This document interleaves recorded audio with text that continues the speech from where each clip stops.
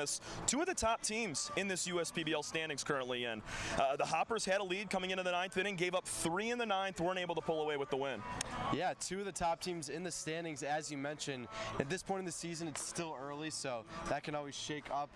But for the Diamond Hoppers, a game that was really exciting, a great Friday night atmosphere to get this weekend going a little bit. And don't know if that will matter a ton down the stretch, but really fun to see those top two teams have that kind of animosity and have them go at it back and forth. But 8-7, it'll be interesting to see how they continue to play as they will throughout the season moving forward. Those are, as you said, two of the top. 15 total runs scored in that game, as expected, because those are the two best offenses. And behind us here, we have two of the grittiest teams in the league. The Unicorns coming in. They average under 4 runs a game, but they're still 6-6. They're finding ways to win ball games. Small ball pitching, that's the way, that's a recipe for them right now, and that's maybe a recipe to win in the USPBL. That pitching can really get the job done. So for the Unicorns, continuing to have that small ball, believing their guys, working around the base paths, getting hits when they need to, and coming away with the W, that's the most important thing. So looking at the standings, the 9-4 Hoppers, they lead the way. 6-5 are the Westside Woolly Mammoths in second place. Today we have the bottom two teams in the league with the 2-8 Birmingham Bloomfield Beavers and taking on the Utica Unicorns, as we said, at 6-6. But let's take a look at this pitching matchup today, Carter, because it is awesome. Danny Denz, he was pitcher of the week last week in the USPBL. He's going to throw for the Unicorns, and head coach Jim Essien taking on, frankly, in my opinion, the best pitcher in this league, and Greg Lokinen. 26 strikeouts for him in 24 innings. We got to talk about this matchup. The two southpaws, we like to call them in the baseball world. And yeah, for them, as we say, the USPBL, a lot of it's focused on pitching. And tonight, we got 2 games. So I don't want to say this next one's going to be a warm-up game, but it might be a little bit slower compared to what we see for the second game. All kind of depends on how they shape those lineups out. But for the two dominant pitchers, it's going to be who can crack the code first, who can break them first. Because if you can just get 1 or 2 runs on the board, even by the 6th or 7th inning, you could be looking at a win for the first game of this doubleheader Saturday. But as you mentioned, it should be fun to watch, and you might see some strikeouts. But if you can, take advantage of one of those, pitches down the middle, make them pay, you can get a win tonight. The Beavers find way on. Ben Wilcoxon, he is a guy with a high walk rate this year, followed by guys like O'Neal Burgos, Ray Hilbrick, and Matt Piotrowski, who's one of the best hitters. But this Utica team, they play clean defense, they pitch well, and when they need big hits, they're getting them. You talk about guys like Andre Demetral, D Triplet as well. A lot of great talent on both sides today. I'm really excited for today's matchup. And we got to talk about Matt Piotrowski just for that Beavers team, because he's come out as one of the top hitters in the league. In 6 games, Matt has, I think, 8 hits, 2 extra base hits, and 4 RBIs. He's been awesome. Yeah, he's confident in front of the baseball right now. He's squaring up to the pitches great. And overall, for a team like that, you need a guy that's going to, kind of take a leap. You be that guy you can rely on in certain situations, but also, a hard hitter can come up to the plate in unexpected situations and get runs off of that. So for teams that aren't scoring a lot of runs, it's good to see that player step up and, be able to make big plays for this team. But I think we're going to have 2 close games here today on this doubleheader Saturday. We definitely will. I'm really excited for it. And one other guy, Ethan Kreisen, the brother of the pitcher Ben Kreisen, he's going to be the DH man today for the Utica Unicorns. So cool to have a brother duo in the league here. But he was awesome in Murray State. He hit 360 over at Murray State, 303 at Murray State with 40 hits. He was awesome, and just the brother-brother matchup is really cool to see in the league. Love to keep it in the family. Can't say anything else. I have a brother of my own. I'd love to be playing the USPBL with him, but here we are. They're going to be able to go at it together. One on the mound, one in the batter's box. Should be fun. It's softball night here at the ballpark at Jimmy John's Field. When we come back, we have first pitch and lineups coming up between the Birmingham Bloomfield Beavers and the Utica Unicorns. From Carter Lutz, I'm Tom Cavanaugh. We'll be back in just a moment.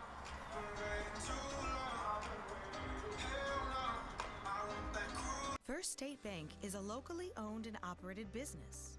We're part of your community.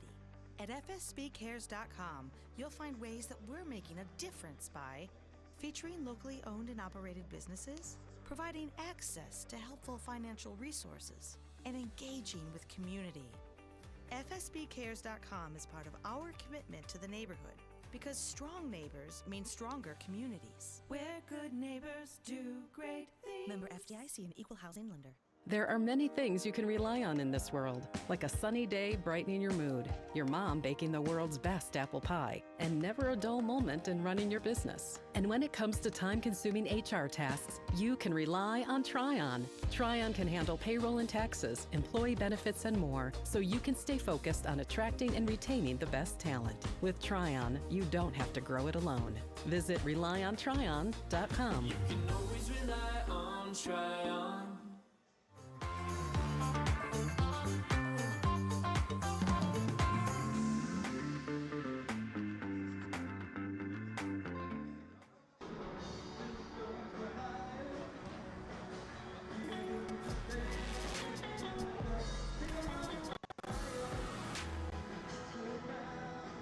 Welcome back in, USPBL fans. We have a special guest with us tonight on Softball Night, Mary Moore of the All-American Girls Professional Baseball League. The 1992 film, A League of Their Own, was based on your team, Mary. You played from 50 to 52 for the Springfield Sallies and the Battle Creek Bells. Just talk a little bit about what that experience was like, having a movie based on all of your success and, I guess, being able to, provide the sport of baseball back then when men were off to World War II and weren't able to provide it, and you guys getting paid to play. Tell me, what was that experience like, being able to get out on the field and do that for a couple of years? Oh, it was the greatest thing ever. I mean, to be able to go travel all around the country and meet people, and actually it was our job to entertain these people that had to stay home and work in the factories, and that's the way we looked at it. And, you know, that was our help in the war effort, I guess, back then. And, I mean, it was just fantastic. I mean, we played in, like, Yankee Stadium before one of the Yankee games. We met Joe DiMaggio, Casey Stengel, and all those guys back in 1950. And we hit, like, 21 states in Canada in 3 months. We played, like, 77 games out of a 90-game schedule. We were rained out the rest. And we traveled by bus, and they were all night games, and so you'd get on the bus and travel to the next city and try to sleep on the bus if you could. And you know, it was just fantastic. I mean, you know, they had chaperones, and you had bed check every night. We were all young, 15, 16, 17. So it was a different world back then, and you didn't have to, parents didn't have to worry about things, you know, like there is today. There's a lot of peer pressure for this generation. And, you know, you didn't have to like the people on our team, but you played ball with them because that's what you were paid to do, and you got along with them. And most of us turned out to be lifelong friends, and we still get together and have a reunion every year with the ones that are left. There's not many of us left now. You're still, I mean, representing so very well. And we talked earlier about you having 2 younger brothers and having to raise them pretty much while you're playing. How difficult was that, being able to go out there and still play every day, but have to take care of a family at the same time? Well, it wasn't quite like that, but I mean, you know, this was like in between seasons that I was doing this, and it was pretty tough that, you know, having to take care of the babies and my mother and my dad and go to school and have a boyfriend, and it was just, well, you know, it was rough. I mean, a lot of people have rough now, but it was tough back then. But, sorry, go ahead. No, that's okay. We appreciate everything, seriously, and you coming out here and being able to, I guess, share the knowledge of the game. We have an entire scene up at the front concourse to kind of exemplify what you and others have done over the years. But what was your impact, or I guess your reflection on what you guys were able to accomplish and do over the course of those years, and providing amazing baseball for the women and for the men as well across the United States and Canada? Well, you know, at the time we didn't even realize it. It wasn't until a few years later when the movie came out, because, you know, we would tell people that we played baseball, and they would say, oh, that's nice. They assumed we played softball. And so when the movie came out, they'll say, well, why didn't you tell us? I said, we did, but you weren't listening. And so later on, I mean, it dawned on us how people looked up to us, and was so glad that we were able to do that and kind of pave the way for the Title IX and for the women. And I'm still in awe about people being so enthusiastic about it, and I enjoy it very much, and I'm willing to go places and do things to help it along. Mary, we thank you so very much for all you've done for the game, coming out here today to help support the USPBL, but also to share just the wealth of knowledge that you have and your playing experience as well. So I really want to thank you so very much for being here today. Well, thank you. Thank you for having me. Of course, of course. We'll be back in a moment for first pitch alongside Mary Moore of the All-American Girls Professional Baseball League, based on the 1992 film A League of Their Own. Mary Moore, a legend in the game of baseball. We'll be right back. Thank you so much.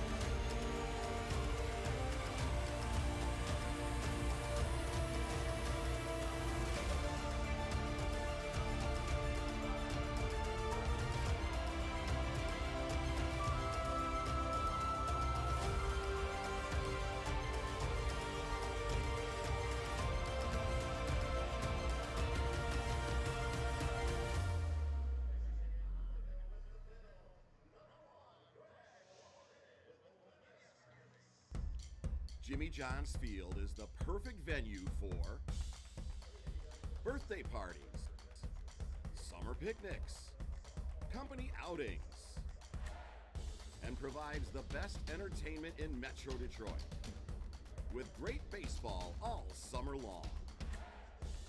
Spend your summer nights under the lights at Jimmy John's Field in historic downtown Utica. You hear about the promo that Jimmy's John's got going on? 5 off 20? How they pulling it off? Magic? You got David's Copperfields in there? Show yourself, Copperfields! Jimmy John's. $5 off orders of 20 or more.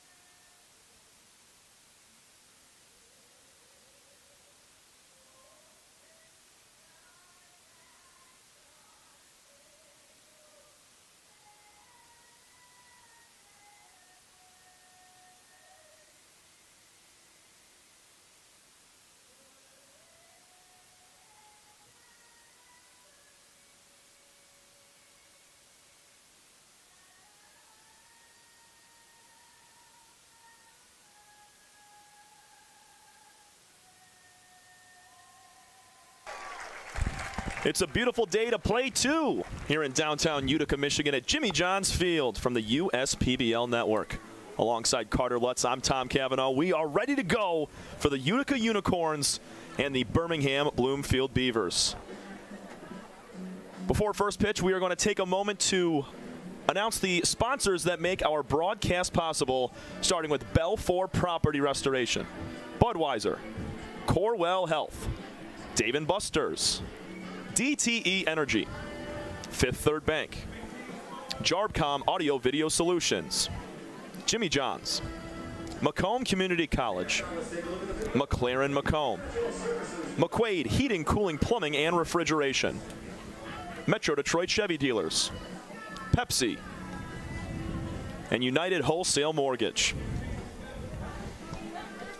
We got a dandy on our hands to start between Greg Lokinen on the mound for the Beavers taking on Danny Denz of the Utica Unicorns. Carter, we got to delve into this matchup today. Two of the best lefties going at it for these squads. Two of the best lefties in the league, as you just mentioned, going up against, maybe the two worst offensive teams in the four-team league. But what a matchup we have on our hands. One guy leading the league in strikeouts. The other guy, one of the top ERAs at 1.54. That's Danny Denz, who likes to mix up his pitches. He goes with the slider, cutter, four-seam, can also pitch the changeup and sinker. So sometimes the players are up there guessing against Denz. But for Lokinen, he's been in the league for 4 seasons, and the Berkeley native, he likes to throw the fastball a lot. Over 50% of his pitches is that four-seam fastball, and then can also work in the curveball and the changeup. But first game of a doubleheader, I think these batters are just going to be feeling it out a little. But these are two pitchers that, Tom, they went up against each other earlier in the season when Utica took it 7-1. That's the only game that these two teams have squared off against each other this season. It's such an awesome day for baseball. A few clouds in the sky today. We're sitting at just about high 70s. Take a look at our weather graphic. 77 degrees, partly cloudy. And you see that blank bottom spot. That means there's no chance of rain whatsoever, and that is awesome considering last week we were rained out in Game 2 of our doubleheader. Time called before the first pitch as Lokinen was ready to get through the windup. We talked about Danny Denz and his crafty stuff. We'll mention a little bit more of him when he toes the slab in the bottom half. And we'll just wait a moment for the gate in left center field to be closed as the American flag was brought out onto the field in center.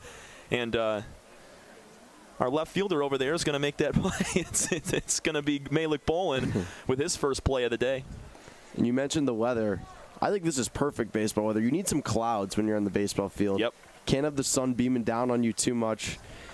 Should be a fun one. We got 2 games today as back in left field's all ready to go. We'll do an offensive lineup whenever you guys are ready. I can just skim through it. First pitch of the ball game is a called strike on the lower inside corner at 5:35 p.m. Greg Lokinen starts it out against Andre Demetrol, leading off for the Unicorns. 0-1 pitch is a little bit inside, evens the count up 1-1. Lokinen, as you mentioned, leads the league 26 strikeouts in 24 innings, only 19 hits allowed. Greg's got a 2-1 record.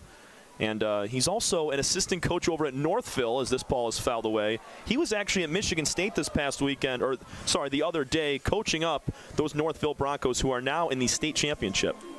He's a Michigan man through and through. Yes, he is. And he finds himself on the bump here at Jimmy John's Field. A little bit inside with that pitch at 88 out of the hand of Lokinen. 2 balls and 2 strikes to Andre Demetrol, who's been one of the brighter spots for this Utica Unicorns team. He came on late, but he's made an impact. That misses outside. We've talked about our pitching matchup a lot so far. 2 guys that are one of the top pitchers in the league. Lokinen's only 4th start of the season, and Denz's first start. Demetrol rips it on to third, caught by Peyton Schubert. Nice swing from Andre, and it's one loud out to start the ball game here. I'm really interested to see how these Beaver defenders play today because on Thursday they had their fair share of struggles. So today's going to be a big bounce back opportunity for them. Take a look at the Utica Unicorns batting lineup. Demetrol, as you just saw, lined out. He leads off. Patrick Baggett at the plate, batting second. Austin Ochoa at third base, batting third. It's Jared Weber, Ethan Kreisen, Seth Gurgley, Tyler Shin, Sam Baduras, and Joe Smith. This ball misplayed by Brandon Perez in center field off his glove all the way to the wall. Patrick Baggett will chug on to third with a head-first slide, and it's a one-out triple for Baggett and the Corns. Patrick Baggett, the shortstop for Utica, getting things started, and he was excited about that one. Head-first dive into third. He got some airtime on that as well, but quick triple here. Only the second batter Lokanen's faced, and will that go down as an error, Tom? That's a good question. Once we see that scoreboard, it is going to be a hit. Wow. That ball was glanced off of the left side of the Brandon Perez glove as this ball bounces in. Does it catch a piece of Austin Ochoa? He's bending over. No call is made, and it will be a hit by pitch. So on the first pitch after the botched ball in center field, Lokanen goes a little bit too inside and gets the foot of Ochoa. Runners on the corners with one gone. An opportunity for the Unicorns early, and the southpaw on the bump for the Beavers. He's got to settle down a little. Had that tough play from Perez in center. Hits a guy next pitch, so just needs to regroup here, buckle down, find a way to get out of the first. It's just the second hitter all year that Lokanen has hit. Breaking ball called strike to Jared Weber, the cleanup hitter in this lineup for the Corns. A lot of pop in this bat. Triple from Baggett, and a hit by pitch to Ochoa. The 0-1. Fouled back to the screen. And that's the Greg Lokanen we're used to seeing, attacking hitters and getting out ahead. Indeed, he's got a really nice windup as well. Goes through his progressions nicely. And he settled down, as I mentioned, he's up in the count early. Works third base side of the rubber. Here's a little flick foul off the bat of Weber to keep it at 0-2. Lokanen uses a three-pitch mix. Four-seam fastball he'll rely on about half the time. And then a curveball and changeup. Throws the changeup the least of the three. 0-2 pitch again to Weber on the way. Missing inside. Toe tapping out of the way is Jared. And the fastball from Lokanen gets up to the high 80s, not 90s usually, but it's still extremely effective. Anything that's high 80s touching around 90 out of the left side, it looks like 91, 92. It's just a little different to those righties. Here's a broken bat flare out to left field. It's going to drop behind Schubert, gloved by Wilcoxon, and nowhere to go for Baggett. Bases are loaded now for the Unicorns after a flare job there off the bat of Jared Weber for a single. Yeah, a little bit of an awkward play there for the infield single, because for that, you know, the third baseman, Ochoa and Smith, they're watching first base hoping to turn two, and a little bit of a blooper over the head of the Beaver third baseman just makes it a tough play, and we got the bases loaded now. And not to mention the second half of that bat, the heavy side with the barrel was fluttering out towards Schubert, so he had to kind of evade the bat while also trying to get to the baseball, and heads-up play from Wilcoxon to keep it on the infield, or else Baggett would have scored. Swing and a miss at a breaking ball from the newcomer, Ethan Kreisen. We talked about him in the pregame show. Brother of Ben Kreisen, a pitcher for the Unicorns. Ethan just finished up his final year at Murray State, where he hit over 300 with 43 hits and 3 homers. Called strike, 0-2. So the Beavers with a little bit of first inning troubles with the botched ball in center by Perez. Lokanen hit Ochoa. And then that flare single. Cut and a miss from Kreisen.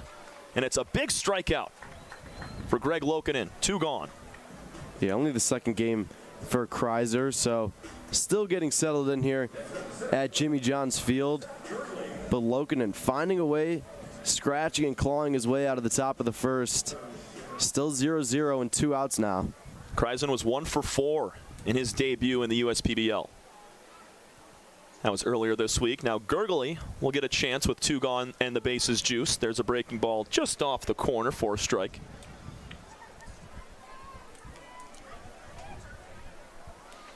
Lokanen folds the glove on his right pec, now comes set at the chest. Checks the runner at third. Baggett kicks and fires. Nice stick from the catcher. Stefanovic doesn't get the call that time. 1-1 to Gurgley. Practically identical pitches back to back there. Got the call on one, not the other. Got a little update as well for pitcher Greg Lokinen that he'll be happy about. Strike 2 on the outside corner. Northville upset Brother Rice today in the state finals 2-1. Brother Rice was an unstoppable force all season long, and Northville and Greg Lokinen, assistant coach and pitcher on the mound right now, is going to go home with a ring. Here's the 1-2. Just outside. Evens up again at 2 balls and 2 strikes to the center fielder for the Unicorns. How about that for Northville? Yeah, that's big for them. They had a great team this year, too. You wonder if Lokinen knows the score of the game or if it just happened. I'll credit, since it's Father's Day tomorrow, I'll credit my pops, Tom Cavanaugh, who just sent me that information.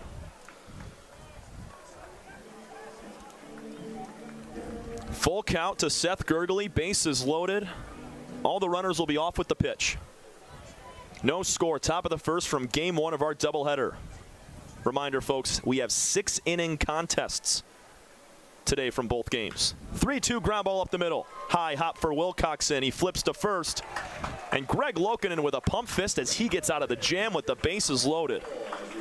We go to the bottom of the first inning. Beavers come up to bat, starting with Ben Wilcoxon, who just made a play to end it. You're watching USPBL Baseball. We'll be right back. We're for people, the pioneers, the underdogs, the players, and the slow and steadies. We're for people, for who they are and who they could become. Yes, we're a bank, and some say our business is all about money, but that's an old idea. Because look past the money, and you'll see real human lives. We see it. Because we're for people. Huntington, welcome. Time doesn't heal all wounds. Hard work, perseverance. And we do. We're fighting cancer with proton therapy. And music therapy. We're turning back the clock on Parkinson's and outsmarting blood clots in seconds. Instead of days. Because this is her time. His time, your time. And it's time to show we can. Corewell Health.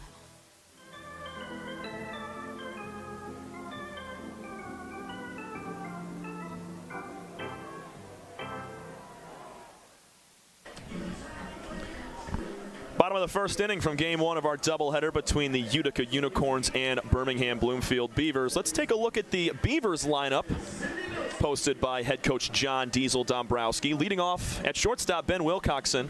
Matt Piotrowski, the hottest hitter on this Beaver team, batting second, playing second. Ray Hilbrick bats third, plays right. Cleanup hitter O'Neal Burgos at the DH spot. Christian Ortega plays first and bats fifth. Malik Bolin, he's in left field, batting sixth. Batting seventh is Bramden Perez in center. The catcher, Ronko Stefanovic, he's batting eighth. And rounding out the lineup is the third baseman, Peyton Schubert. It's a great day at the ballpark for 2. Ton of baseball today. We have another game tomorrow. It's a full weekend. Gotta love it as we're delving into the good meat and potatoes in the middle of this season. It's been great weather. Really fun to come out to the ballpark with the kids, without the kids, doesn't matter. Great food, great atmosphere. And we got a little bit more sun now here for this Saturday evening. But for the Beavers, 2-9 on the season. Unfortunately, the hitting just hasn't been there for them all year long. And maybe you can get something started here today. But again, another tough matchup going up against Danny Denz. But Denz, it's his first start of the season, Tom. You just saw the numbers on Denz. He is the reigning pitcher of the week in the USPBL. The first pitch he throws is at 93 miles an hour on the upper outer corner for strike 1 to Ben Wilcoxon. Crafty stuff from Denz. Carter, you mentioned it earlier in the pregame, just the myriad of pitches that Denz throws between the slider and cutter mostly. Ground ball up the middle on the 0-1. Demetrol across his body to first. Cannot be picked by Weber, and Wilcoxon's going to chug on to 2. So a throw in the dirt from Demetrol cannot be picked, and it gets by the Unicorn first baseman And just like that, the Beavers with a runner in scoring position. Yeah, big turn of events. Thought the play was going to be made by the Unicorn shortstop, and solid effort there from Weber. Just not good enough, and instead of it being an out to start off this inning, you got an opportunity. Three-dimensional services group lineup defensively. Tyler Shin behind the dish doing the catching for Dens. Austin Ochoa at third. Patrick Baggett at shortstop. Demetrol at second. Jared Weber at first. And your outfield from left to right is Joe Smith, Seth Gergely, and Sam Baduras. Fastball high at 94 for ball one. Dens is going to continue to climb anywhere from 92 to 94 miles an hour with the fastball. And he just throws everything else very consistently for strikes.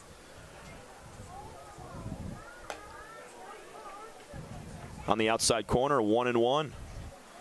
So they do chalk up an error to Andre Demetrol there on the throw. I think it might be on Demetrol, maybe on Weber. It was a high bounce that he got over there, just kind of misplayed it off the glove. 1-1, not close. Nice catch from Shin. Yeah, and taking a look at the pitching motion from Dens, he looks confident up there. A big frame, and when he gets it down the plate at 92, 93, so difficult for the hitter as he steps off there. Quickly heading back to first is Demetrov, but for Baggett, that's up now. 13th start on the season. He's batting .364, or I should say Matt Piotrowski, I should say. Piotrowski has been hot. He was 3 for 4 the other day, pulls this one foul. .364 average through 6 games for Matt. He's got 8 total hits, a couple extra base hits, a double and a triple with 4 RBIs. This is a guy you need in the middle of your lineup. And he was a newcomer, as he's only had 6 games played. Other guys with 9, 10, 11 games played this season, but he has made the most of his short time here. The 2-2, just off the plate outside. And these are the opportunities that the Beavers have to take advantage of, because they've struggled, averaging less than 3 runs per game. If you can get a run here in the first inning off of your first 2 batters, the ball can get rolling a little bit quicker. And we saw them have some clutch swings the other day when they broke a 7-game losing streak. And this pitch catches Piotrowski. Slider inside. Dens is going to ask for a check swing. He did not go. Piotrowski is aboard. He rotated right in front of the ball. Yeah. Reminds me of Happy Gilmore, 365 days till hockey season, just taking one to the chest there. He took one right in the middle, yeah. But now the opportunity extends for the Beavers. They got no outs, runners on first and second, and a good chance after a really nice job in the top of the first to hold the Unicorns. Ray Hilbrick now will pop the first pitch out of play. If you got a chance to tune in pregame, we talked with Mary Moore, infielder back in the 1950s for the All-American Girls Professional Baseball League. Such an incredible experience to meet her and talk to her about her playing experience and being able to, deal with, everybody being off in World War II and being home and providing the people for just incredible baseball. Unbelievable story. Very cool. Of course, that team that she was a part of, they were featured in the 1992 film A League of Their Own with Tom Hanks. Breaking ball, strike 3, called on the outside corner, freezes Hilbrick for a big first out in the first for Danny Dens. Yeah, that was really close. Call could have gone either way, and it goes in favor of the Unicorns. Although with 0-0, we got a good start, some action going on in these pitcher-batter duels. The Unicorns just left them loaded. It's 2 on with 1 out here for the Beavers. Both teams with runners in scoring position in the first inning. Wilcoxon hopping off the base at second. He's got a pretty fair lead as O'Neal Burgos takes ball 1.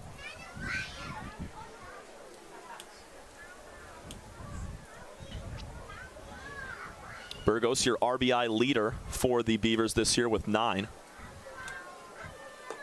High and outside, 2 balls, no strikes, and it's not really close. Matt Piotrowski, with 4 less games played than Burgos, he has 4, and that's good for second best on the team. Ortega has 3, Perez has 3, and a few others with 2. 2-0 pitch to Burgos is high at the chin. And this is only Burgos' 10th start of the season, so he's done well when he's gotten the chance, leading the team in RBIs, as you just mentioned. He finds a way to drive in runs, and he does it a couple of different ways. He'll flare a base hit out to right, a sacrifice fly, a ground ball with a runner on third and less than 2 outs. 3-0 fastball right down the middle for a strike. Dens is going to battle. Not a guy that's going to be extremely wild and walk the house. He's always battling even when he gets to a 3-0 count. Twitches the glove, sets at the chest, checks the runner at second, the 3-1. That's ball 4, high and inside. And now both teams in the first inning, Carter, have loaded the bases up. Unicorns were unsuccessful to score. Let's see if the Beavers can do it with 1 out. In a game we thought the first few batters were going to go down quickly. Great pitching matchup, 2 solid lefties. And now Dens in his first start out there. And do we think the 6-inning rule plays into effect here with him on the mound for his first start? But he is one of the better pitchers in the league.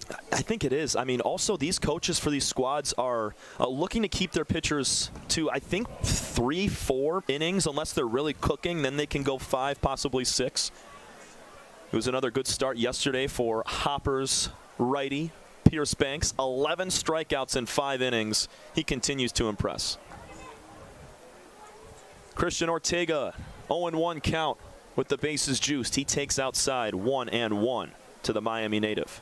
It's a little bit different starting the game on the mound compared to coming in. 100%. And, you know, the juice is flowing maybe a little bit more. Might be a little bit more wild, but we'll see if he can get out of the bottom of the first. Bases loaded. Big swing and a miss at a breaking ball low and in. Down in the count is Ortega now. And that's a good point, Carter, because a guy like Danny Dens, he's got time to stew in the bullpen for a couple of innings. He grabbed the save in the win last time these two teams matched off a couple of weeks ago. So he's, like you said, first start of the year. It's a completely different headspace on the mound. The 1-2 is cut on and missed. And another strikeout for Danny Dens. He's got 2. And now both sides have struck out a man with the bases loaded in less than 2 outs. Pretty similar innings when you take a look at them. And for the Beavers, you know, they haven't been able to take advantage of these opportunities throughout the season. So for Dens, he understands that, and he puts that into his approach. And now going towards the back half of the order, can get out of this inning a little bit easier. Frisbee of a breaking ball right down the middle. That ball started high and outside and landed high and in to the right-handed hitter Malik Bolin. Yeah, that was pretty. Dens looking to work himself out of a jam here to open the ball game. No score between the Unicorns and Beavers. Ball high makes it 1-1.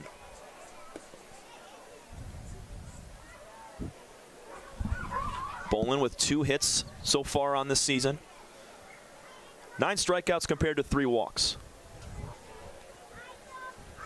Wags the bat softly over the right shoulder, the 1-1. Swing and a miss at another ball low. Dens continues to full hitters. You said it before we opened up the ball game. He has these guys guessing. Tons of different pitches to go through. And I think he goes low again. Not going to throw something over the plate as he's up in the count. 1-2 pitch and coming. Shin set up outside. 1-2 is away. Pretty interesting to see these pitchers' approaches when they have this arsenal of pitches that they can go to. Yeah, Lokanen's a simpler guy with just 3 pitches, but Dens is throwing about 4 or 5 different pitches. Here's the 2-2 from Danny. High and outside. Another full count. And this is where we were with Seth Gurgley in the top of the first. He grounded out to shortstop on a full count. Yeah, this is where things get interesting, because you don't want to go away again and bring a runner in off a walk. With Bolin being 2 for his first 35, Dens has got to attack. Swing and a miss. Breaking ball down and away, and Danny Dens works out of a bases-loaded jam while striking out the side. We go to the second inning, no score, a pitcher's duel between Dens and Lokanen. We'll be right back on the USPBL Network. Slide into a new home. Work with a local mortgage pro who works for you. Get a cheaper, faster, easier home loan. Find a mortgage broker near you today at findamortgagebroker.com.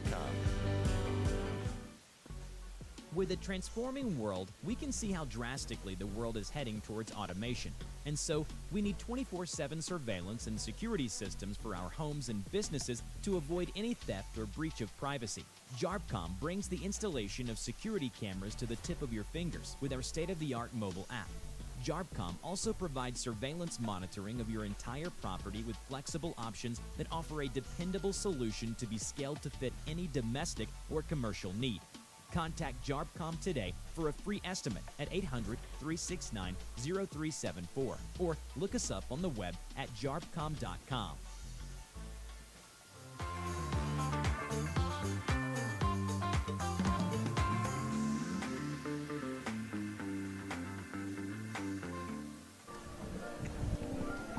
Top two from game one of our doubleheader. Greg Lokinen will take the mound once again. He left the bases loaded just like Danny Dens did a minute ago. Patrick Baggett had a triple in that first inning. Jared Weber had a seeing eye single, and Lokinen found a way. A strikeout, a line out, and a ground out for the newest champion in Greg Lokinen, being the assistant coach at Northville, who just upset Brother Rice in the state finals over at Michigan State University. And these fans packing out the ballpark on a Saturday afternoon watching a pitcher's duel. And I know we've seen 6 base runners left so far, but just crafty pitching. Danny Dens just struck out the side. Lokinen was good, getting that ground out to Gurgley to end the frame and keep the score at zeros. Tyler Shin will lead things off. It's the 7, 8, 9 hitters for the Unicorns, and the first pitch is popped up. Foul territory. Making the catch is Christian Ortega as he was high-stepping it backwards. Nice grab. Got to get the easy outs. And good way to start after Lokinen was a little shaky last inning. Stumbled a little bit, but able to make the catch was Ortega. It was just one hit by pitch, countered with a couple of hits off of Lokinen. Greg coming in, allowed 19 hits in 24 innings of work, 9 runs allowed. All of them have been earned. He's also got 9 walks compared, well, now it's 10 compared to 26 strikeouts. 1-0 pitch to Sam Baduras, called strike at the belt. Now the weather feels perfect at the moment. Oh, yeah. It really cleared up as the fans start to pile in a little bit more. The wind is not a factor today as it has been earlier this week. That American flag out in dead straightaway center field is at rest. And for me, I haven't been in Michigan all year long, so this past month wasn't sure what to expect, and the weather has been absolutely tremendous. Yeah, if you're one of those southern guys, I mean, you feel right at home. I mean, you being over at University of Miami, you were greeted nicely, did not skip a beat when it came to the weather. 2 balls, 2 strikes to Baduras. Lokinen fires, swing and a miss. 2 strikeouts now for Greg. Yeah, growing up in Michigan, feel a little bit spoiled with the weather over there, but back home this summer, there's truly nothing like the Michigan summer. It's my couldn't favorite. agree more. It's unbelievable. It is the best. And great way to spend it is coming to Jimmy John's Field. I mean, tons of things to do. Good weather, hang out, get some good food. Hey, nothing else I'd rather do than call a ball game, man. I'll tell you what. Joe Smith, the final batter in this Unicorn lineup, takes strike 1. Beavers in their white home pinstripe jerseys with the Beavers block lettering across the front and white numbers on the back. Strike called at the belt, 0-2. Unicorns in their purple away jerseys with red trim around the numbers on the back and the Unicorn logo on the front chest. 0-2 to Smith. High and in.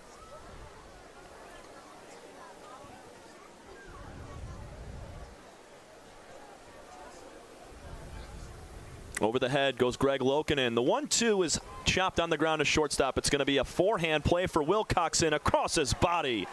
Gets Smith by a step. 1-2-3 frame for Lokinen and the Beavers. We head to the bottom of the second inning. No score from game 1 of our doubleheader on the USPBL network. Check your checking.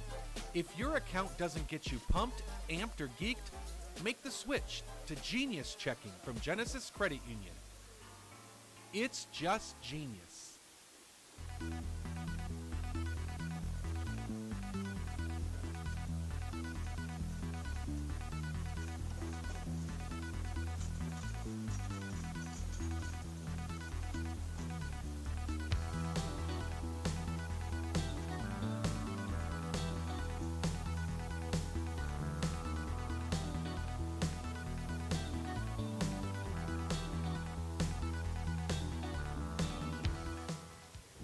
financial champion of Michiganders.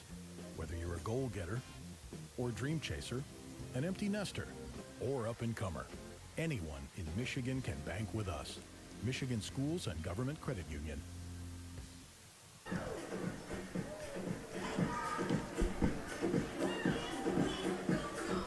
When it's time for baseball, it's time for beer. Two Hearted Ale has been named the #1 beer in America for the past 4 years by members of the American Home Brewers Association. Play ball with the best. Two Hearted Ale, the iconic American IPA from Bell's Brewery, Comstock, Michigan. Please drink responsibly. We got a new pitcher on the mound for the Utica Unicorns here in the second. Garrett Bonnet will enter the fold after Danny Denz's 1 inning of work where he stranded 3 and struck out 3 without allowing a hit. Yeah, for Bonnet, loves to throw that four-seam fastball. Over 50% of his pitches hover around that fastball, and he can also go slider and splitter. So look for that fastball. That's what the Beavers will be doing to start off the inning, and he can maybe switch it up. That can be dangerous. But lucky thing for the Beavers, they hit the fastball pretty well, and they're going to be seeing it early and often here in the bottom of the second. Both teams with 3 stranded in the first inning. And Greg Lokinen made easy work of the 7, 8, 9 hitters for the Unicorns in that second inning. So we expected the pitcher's duel between two crafty lefties, but it's going to be a bullpen day for the Utica Unicorns considering Denz just goes 1 frame. Yeah, bullpen, and it's not the worst thing because, as we mentioned, this doubleheader Saturday, only 6 innings for this first game. So you can work with that. You know, it's not the end of the world, but for Lokinen on the other side, he really does look settled in. And his 4th start of the season compared to Denz, who started for the Unicorns, only his 1st start of the season, you know, approached a little bit differently, had some struggles, still didn't give up any runs. For Lokinen, I think we're going to see him for 2, maybe 3 more innings. See what head coach John Dombrowski of the Beavers has in store. No movement in the bullpen currently for the Beavs, as Bonnet delivers a first pitch swing and a miss to Brandon Perez. 7, 8, 9 hitters due up now for the Beavers. So mirrored starts on both sides for these teams. Outfield deep all the way around. Here's a ball in the dirt, 1-1. Demetrol at second base. He's on the outfield grass, shaded a tad towards first base. Baggett slighted up the middle a tad as well. Playing Perez to pull as he takes ball 2 high and tight.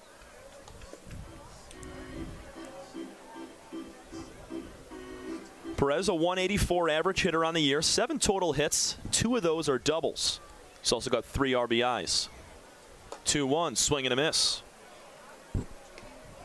And this is where a guy like Garrett Bonnet needs to take care of Brandon Perez, as he knows, doing your scouting report as a pitcher, Perez with 15 strikeouts, you got to attack him.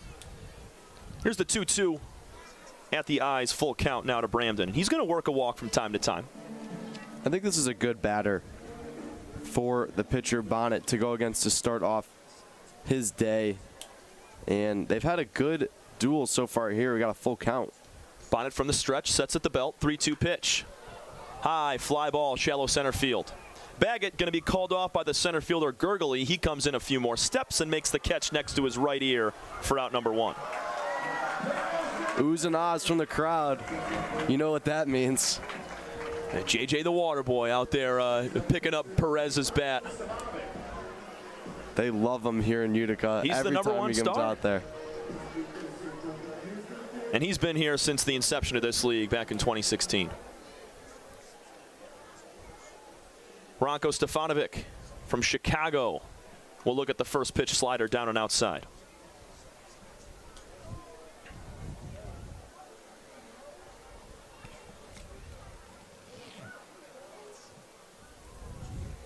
Bonnet on the first base side of the rubber. Kicks and fires on the 1-0. Here's another pop-up. Right field this time. Scaling over is Baduras, now in a few steps, crossing over into foul territory. Puts that in his back pocket for out number 2.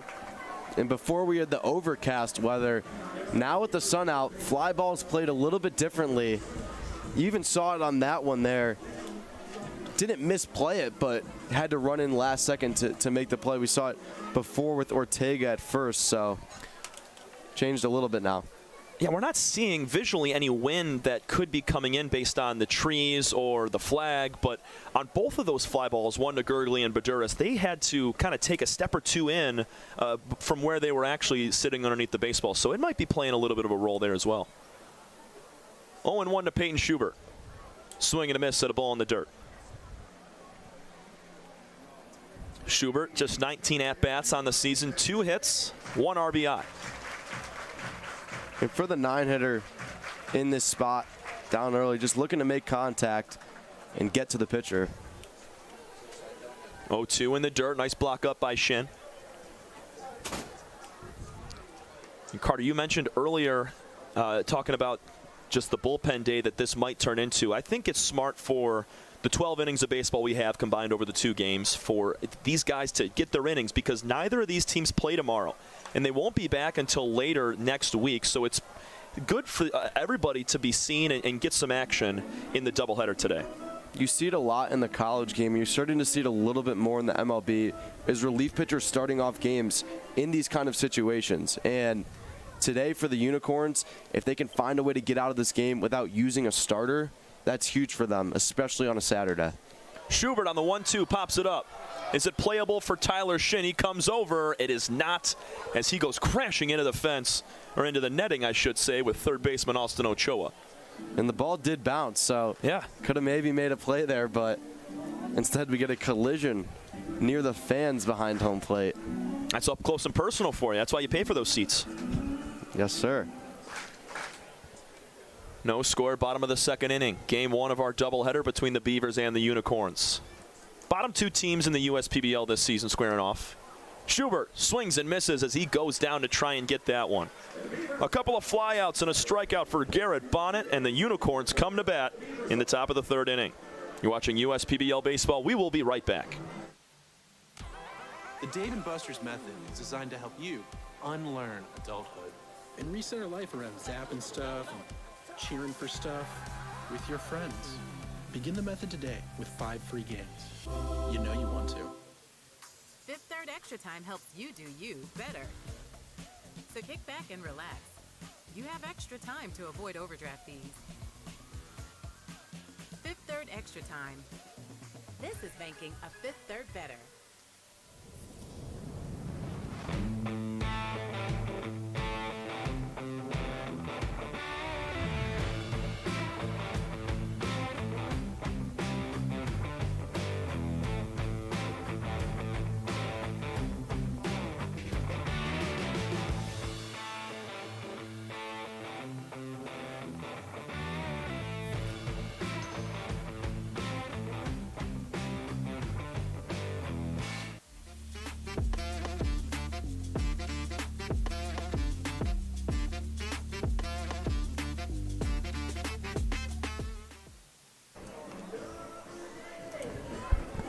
Here at Jimmy John's Field for our doubleheader on Saturday. Can't ask for a better day for baseball. Alongside Carter Lutz, I'm Tom Cavanaugh. Greg Lokanen's going to work into another inning. Stranded the bases loaded, faced 6 batters in the first, and that second frame was a lot different. Yeah, Lokanen really buckled down, back to his roots, slowed everything down a little bit, and he's buckled in now. Just got to pitch his game. It's worked so far this season. You know, he knows the USPBL very well. He knows Jimmy John's Field very well. So, been pitching here for the last few years, and now he finds a way to keep this game at a 0-0 ball game. First pitch to Andre Demetrol as he leads off for the 2nd time today. This is the 2nd time that Lokanen will face this lineup. Demetrol hit it hard, lined out to Schubert at third base his first time. 0-1 from Greg is popped up. Foul territory, first base side. Another tough play for Ortega. He makes the catch. 1 up, 1 down. Big out for Lokanen. And you get a guy down early who's one of the best contact hitters in the whole league. 1 up, 1 down early in the 3rd. Yeah, Demetrol coming into that at-bat. 4 strikeouts compared to 8 walks, doubling up his strikeout to walk ratio. And he might not have the hits total, but he finds a way aboard, and he's got 2 RBIs, and one of them was a walk-off winner in his debut. Breaking ball called strike to Patrick Baggett. Patrick, a switch hitter. He's going from the right side to start here against the lefty Greg Lokinen.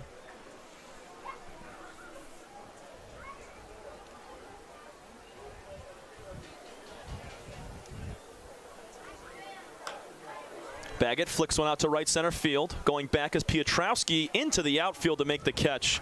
A little deep for the outfielders. That was the right play from Matt Piotrowski out there at second. No doubt, and he was able to get the catch for Baggett. Similar play to what we saw earlier. Same direction of the ballpark. Before he was over the head of Perez and got to third, but instead he goes down on a pop fly. The first two batters at the bottom of the third retired early. Top of the third, I should say. Austin Ochoa was hit by a pitch his first time up. Takes a strike on the outside. A couple of weak pop-ups to the right side. Lokinen really settling in after that first inning where he gave up a base hit and a triple. 0-1 Ochoa. Half check swing. Hits it foul back towards his own dugout.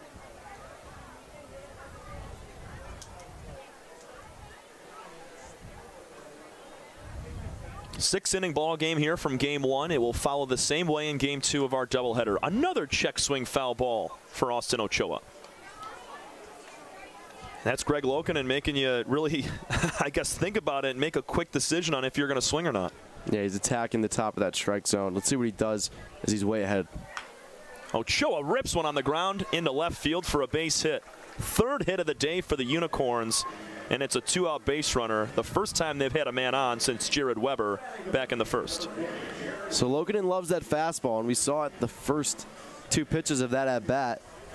And you got to think that he's going to go off-speed the next one, as he doesn't do it often. He does. And a really, really nice job there from Ochoa to see that coming. Rips one to the left side of the infield, gets through on the low pitch. Jared Weber singled on a broken bat in between short and third base. Rips the first pitch fouled on the third baseline. And that's just a quality of a good hitter in Austin Ochoa. You're sitting fastball expecting him to throw another one, and then you recognize the off speed and you're able to time it up perfectly and drill it into left field. Lokinen's 0-1 rides high and away. Yeah, and that's what separates the good hitters from great hitters in the USPBL, is who can have the guts and the mental strength to swing on a pitch like that after getting two fastballs high. Yeah, pitch recognition is really a huge separator between guys that are going to flourish in this league and then other ones that might hit a $190, 200, run into a few doubles every here and there. It's a huge intangible to be able to play at the next level. 1-2 to the cleanup man, Jared Weber. He's got a man on with two gone. Tap foul into the glove, caught by Stefanovic for out number 3. A strikeout in each of the first 3 innings for Greg Lokinen. He strands another base runner. That is the 5th third out of the game, sponsored by Fifth Third Bank. And coming with that is JJ the Water Boy, and he's going to go help out our field umpire in just a moment. Sponsored by Michigan Federal Credit Union. JJ, always appreciate the work that he does every single ball game as you see him out there taking the hydration station to our field umpire. And he's going to get a little treat for his services as well. Well deserved for JJ. And very well deserved. Yeah, you mentioned it, Carter. Just the star of the show. 100%. That's why we see him here every single game. And if we focus back to the game, we still got Bonnet on the mound for the Unicorns. We'll take a quick break, come back for the bottom of the third inning. No score between Unicorns and the Birmingham Bloomfield Beavers here from the USPBL Network. I'm Anthony Tomey, CEO of Tomey Group, and we're one of the largest Jimmy John franchises in the country. With 50 Jimmy Johns and over 700 employees, it's a challenge to manage operations. What could possibly go wrong with owning 50 Jimmy Johns? People don't show up, equipment fail, run out of bread, no tomatoes, we need onions. Many different things can happen. Tryon allows us to really focus on the food and the operations of the restaurant. And that's why we rely on Tryon. You can always rely on Tryon.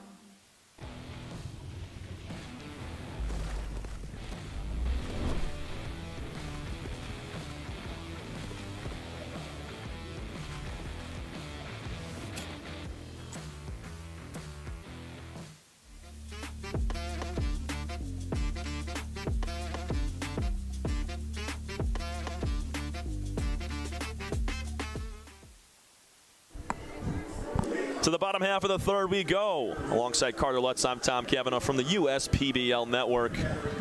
First of two today between Unicorns and Beavers, and we're still looking for our first run of the ball game.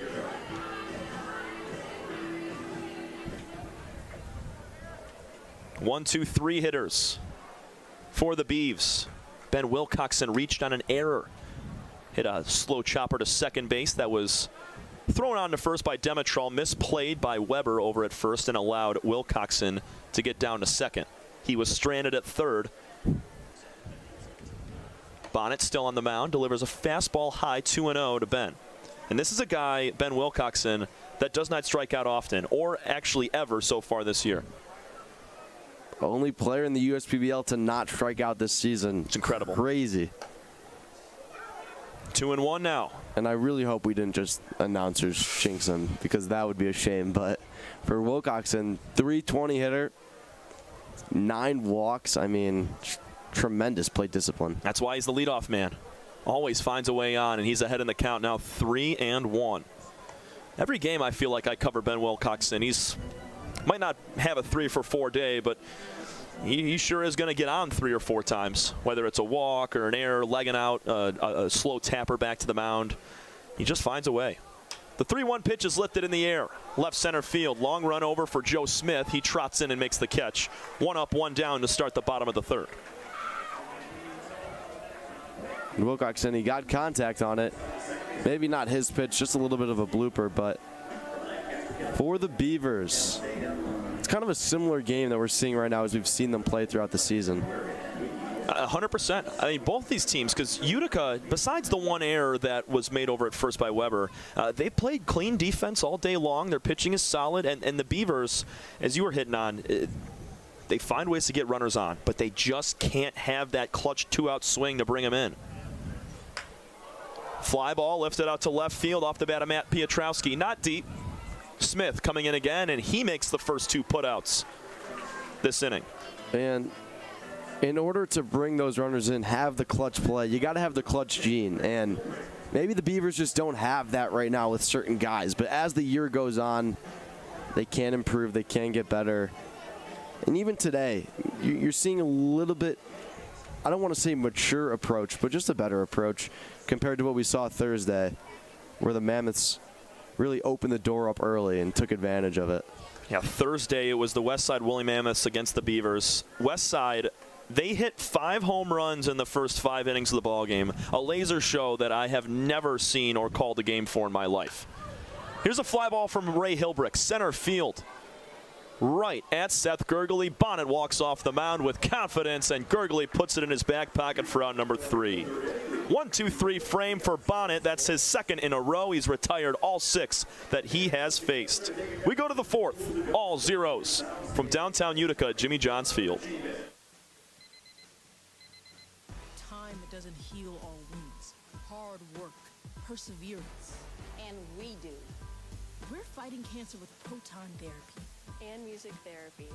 We're turning back the clock on Parkinson's and outsmarting blood clots in seconds. Instead of days. Because this is her time. His time, your time. And it's time to show we can. Corwell Health.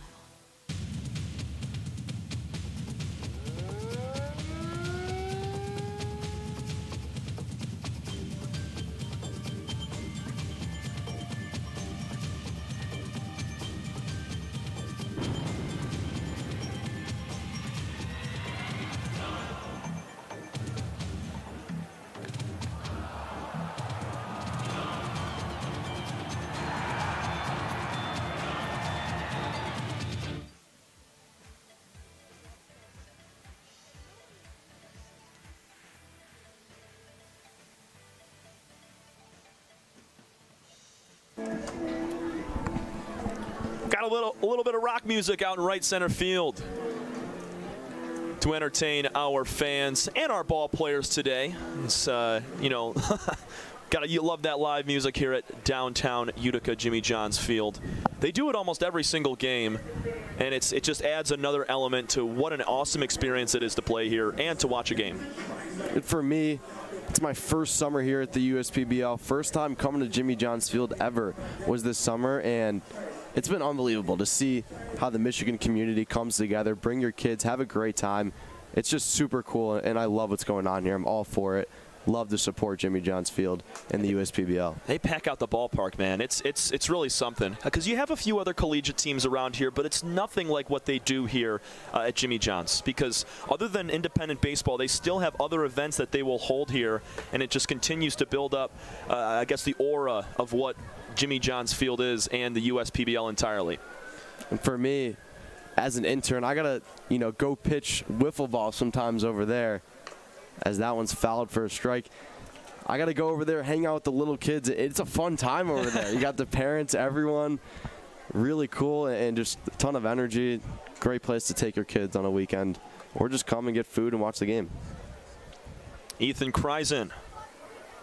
He struck out swinging his first time. And he looks at a third strike for his second time going down on strikes. One gone. Greg Lokinen continues to impress. 4 strikeouts now for the lefty. Really nice pitch there. Dipped in to the Beaver catcher's mitt, and for Lokinen, looks like a different pitcher from what we saw in that first inning. Really settled in and just overall taking control of the game. Lefty-lefty matchup here for Lokinen facing Seth Gurgley. Another breaking ball set in on the lower outer corner. That's a pitcher's pitch right there. Nothing Seth can do with that, but watch it. Gurgley grounded out to shortstop last time. He's going to try to bunt here. Fouls it back to the screen. 0-2. Interesting decision there to lay down the bunt. Don't hate it, especially against Lokinen, who's pitching with a lot of command right now. You try to mess him up, just get him off the groove a little bit, because right now he is coasting. He's given up 3 hits, though. Retired 7 of the last 8 that he has faced. Sorry, 9 of the last 10 that he has faced, dating back to the first inning. And I was reading about the bunt in the MLB, and it could be a really effective play if used properly, not just in sacrifice situations to advance the runner, but... Swing and a miss. Slider down and away, gets Gurgley fishing. Back-to-back strikeouts here in the 4th. This kid is cooking on the mound right now. Greg Lokinen, my goodness. The kid from Berkeley is pitching strikes often and just looks really good right now. Shaky to start, but has trust in his command. I love the old-fashioned over-the-head windup that he has as well. First pitch to Tyler Shin is inside for a ball. As I was mentioning with the bunts, if used, unexpectedly, it can be super effective. It's really interesting play in baseball. There's a base hit for Tyler Shin. Shoots it between the 5-6 hole. And the 4th hit of the day for Utica. They're just continuing to battle. I know Greg's pitching really well, but they're finding ways to get guys on. They've had a base runner in 3 of the 4 first innings here. Yeah, and 3 of those 4 base hits are just ground balls through the middle of the defense. If you can find a way to get on base, you take advantage of it, and that's the way they're getting on base at the moment. Keep hacking, and they might get some runs in. Ochoa put it in the same spot, so did Weber. Here's a flare job out to shortstop. Backing up to make the catch on the outfield grass is Ben Wilcoxon. Sam Baduras is out, and so are the Unicorns. We're headed to the bottom of the 4th inning. Still 0-0 from Game 1 of our doubleheader on the USPBL network. Hello, everyone. I hope you're having a great time at Jimmy John's Field, experiencing another exciting baseball game. This ballpark is one of many quality-of-life recreational assets Macomb County has to offer. And as you leave here today, let me invite you to explore Macomb County's diverse range of outdoor assets by visiting MakeMacomb.com. You'll find that Macomb County's trails are open year-long and available for walking, running, biking, as well as paddling along the Clinton River. In Macomb County, there is something for everyone. Find out more about Macomb County's 4 seasons of fun by visiting MakeMacomByourHome.com.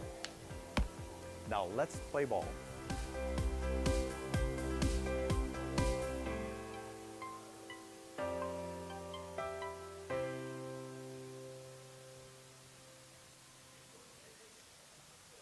You hear about the promo that Jimmy's John's got going on? 5 off 20? How they pulling it off? Magic?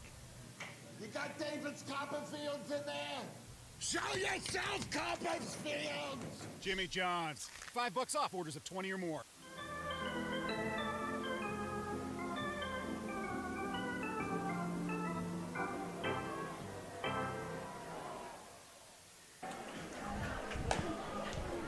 Fun day at the ballpark for all ages, and still waiting for our first run of the ball game between the Utica Unicorns and Birmingham Bloomfield Beavers. Going into the bottom of the 4th inning, love what we're seeing out of Greg Lokinen, and now Garrett Bonnet. He's turning into what's been an awesome relief appearance. 6 straight retired out of the gate for Garrett. Yeah, really doing a good job and taking over for the pitcher Dens, who struggled in the first inning, was able to get out of it without surrendering any runs, few men on base, but really nice job by Bonnet to be able to come in and succeed here at Jimmy John's Field on a Saturday afternoon. 5 of the 6 outs that Bonnet has recorded have been in the air. 3 fly balls in the 3rd, 2 in the 2nd, and a strikeout sandwiched between them. O'Neal Burgos from Puerto Rico walked his first time. 0-1 pitch is laced to third base, blocked up in front by Ochoa. He gathers himself, tosses to first, and a big first out. That was hit hard. Hit hard, and it was bobbled by Ochoa, but really, really nice play there. Stuck with it, got the out. And he knew, he knew about that because of how fast that ball was hit at him. He's got time to throw to first. He did a nice job. Christian Ortega, strikeout victim his first time. That was from Danny Dens, who struck out the side in the first. That's where his day ended. Opening pitch, strike 1 called on the outside corner. Bonnet working up close to 30 pitches right now. He's first in relief. Blocked up in the dirt. Another man in the bullpen for the Unicorns as well. Nobody moving for the Beavers, so Greg Lokinen, you mentioned it, Carter. He could be going 4, 5, maybe even 6 innings in this game 1, as he hasn't allowed a run. It's been good stuff from him, but why not let him go, you know? Might be the magic of the Northville high school team winning the state championship. That's ball 2, high and outside to Ortega. Lokinen, who's an assistant coach for that team, got the win, beat Brother Rice. Hoping to get a win for the Beavers. It would be their 3rd of the season. They're 2-9 so far. Big swing and a miss, pulling out that left shoulder. Ortega ties up the count at 2 balls and 2 strikes. Jace Bauman is in the bullpen right now, warming for the Unicorns. But I like what I'm seeing out of Garrett Bonnet on the mound right now. He has been great. That pitch just misses outside. Shin tries to pull it back in, doesn't get the call. There's Bonnet on your screen getting warm in the right field bullpen. Here's the 3-2 to Ortega, popped up right behind us. We're going to do it again. Hopefully that didn't reach the newcomers coming to the ballpark for the end of game 1 and into game 2. That was straight behind our heads. Yeah, that definitely found maybe the parking lot or the front concourse. One more time, the full count pitch in the dirt. Bonnet, his first base runner, is a full count walk to Christian Ortega. Great approach there from Ortega. Did a nice job. Took the pitches that were outside. Just find a way to get on base, especially early in the inning. 1 out. Can still make something of the inning. The 0-0 ball game, you'll take what you can get. And the Beavers know, facing some dominant arms here for the Unicorns, they got to find any way aboard, and Ortega being able to foul off multiple pitches there and stay in the at-bat and then be able to draw a walk with Bonnet's curveball low in the dirt, or his slider, I should say. That's just a very healthy at-bat to help your team win. Malik Bolin, he struck out to Danny Dens back in the first.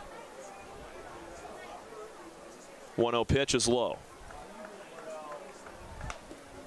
And sometimes if you're a or an offense facing off against a dominant pitcher, you just got to try to wear him out, outlast him.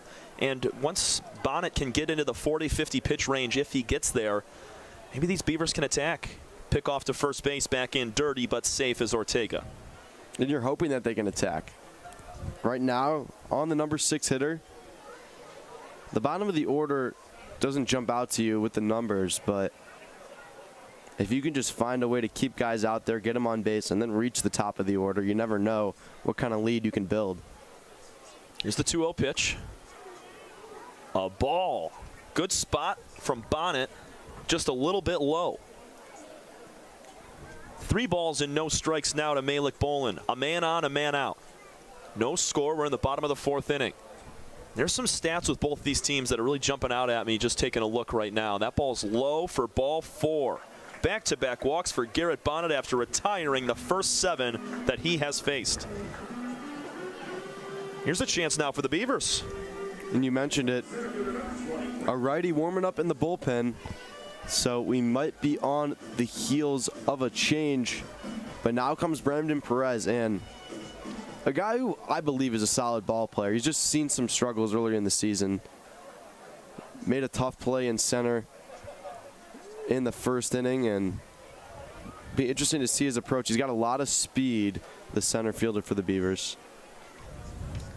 He flied out to center field his last time where he's playing at. And I hope head coach Jim Essien lets Bonnet try to work out of this jam unless things start to unfold drastically. 1-0 pitch is pulled on the ground to first base. They're going to try for 2. Weber down to Baggett. He will pump fake the throw to first. And there's 2 gone with runners on the corners. Nice turn there from Jared Weber.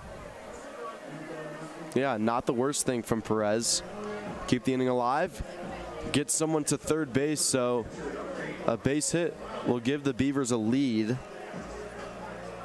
And we got a righty coming in the box. And this is what we were harping on earlier in this ball game is 2 outs, runners in scoring position, got to have the big hit. And O'Neal Burgos has really been one of the only guys on this team to deliver in those spots, considering his 9 RBIs on the season, leads the team 5 more than the second highest for the Beavs. 1-0 to Ranko Stefanovic. He popped out to right field his first time.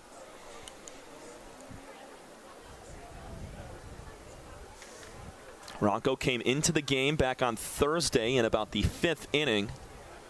Played half of the ball game behind the dish, splitting time with Ray Torres.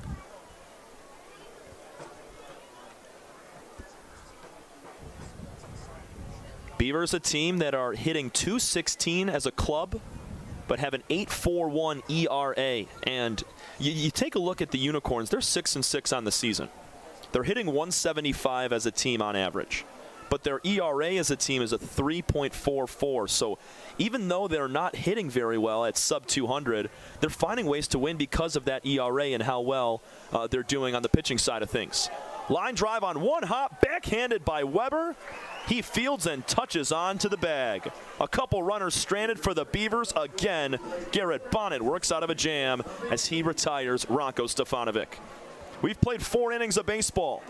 It's all zeros between the Unicorns and Beavers from Jimmy John's Field. Alongside Carter Lutz, I'm Tom Cavanaugh. We will be right back for the 5th frame. First State Bank is a locally owned and operated business. We're part of your community.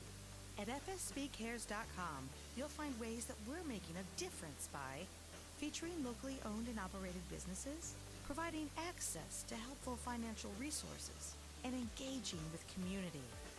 FSBcares.com is part of our commitment to the neighborhood because strong neighbors mean stronger communities. Where good neighbors do great things. Member FDIC and Equal Housing Lender.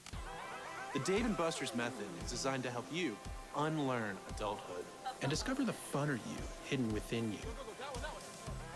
The you that doesn't think about adult things and stuff. Ashley, I don't want to hear anything about your car registration when we're at Dave & Buster's. Okay. The you want to be. Let the Dave & Buster's method illuminate you. Begin the method today with 5 free games.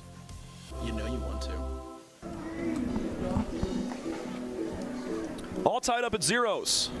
Utica Unicorns, Birmingham Bloomfield Beavers, the bottom 2 teams in the USPBL, and the Beavers have now stranded 7 runners in the first 4 innings. We head to the 5th, and who else on the mound? Greg Lokinen working into yet another inning. He's been awesome today, Carter. The Birmingham Bloomfield starter from Berkeley getting the job done. And since he's been out there, he had a struggle in the first inning. Had to get out of the jam. Bases were jacked. But he did get out of that jam, and since then, has just been in full command of the game, really doing a nice job. And the Beavers defenders, they got to thank Lokinen for having this opportunity, as we still got a tie ball game. 4 hits against Greg Lokinen so far today. Shin, Ochoa, Weber, and Baggett with hits as Joe Smith comes to the dish. Interesting to see what approach we'll see from Lokinen, if he's going for strikeouts or if he's just trying to get short ground balls, play for the contact. The arm might be a little bit tired as he finds himself in the 5th inning. 5 strikeouts for Lokinen as he delivers a first pitch strike called. That was right down the middle to Joe Smith. And it was an off-speed pitch that dipped its way outside in. We might be seeing that a lot in this 5th inning. He's just a guy with so much movement. And because of a lot of the late break that comes out of his hand, the pitches look the same for a good portion of their travel to the plate. And then when it gets up on you, that ball dives down. 0-2. A little bit tight inside on Smith. Good take right there. It'll be the 9-1-2 hitters, Demetrol and Baggett, to follow.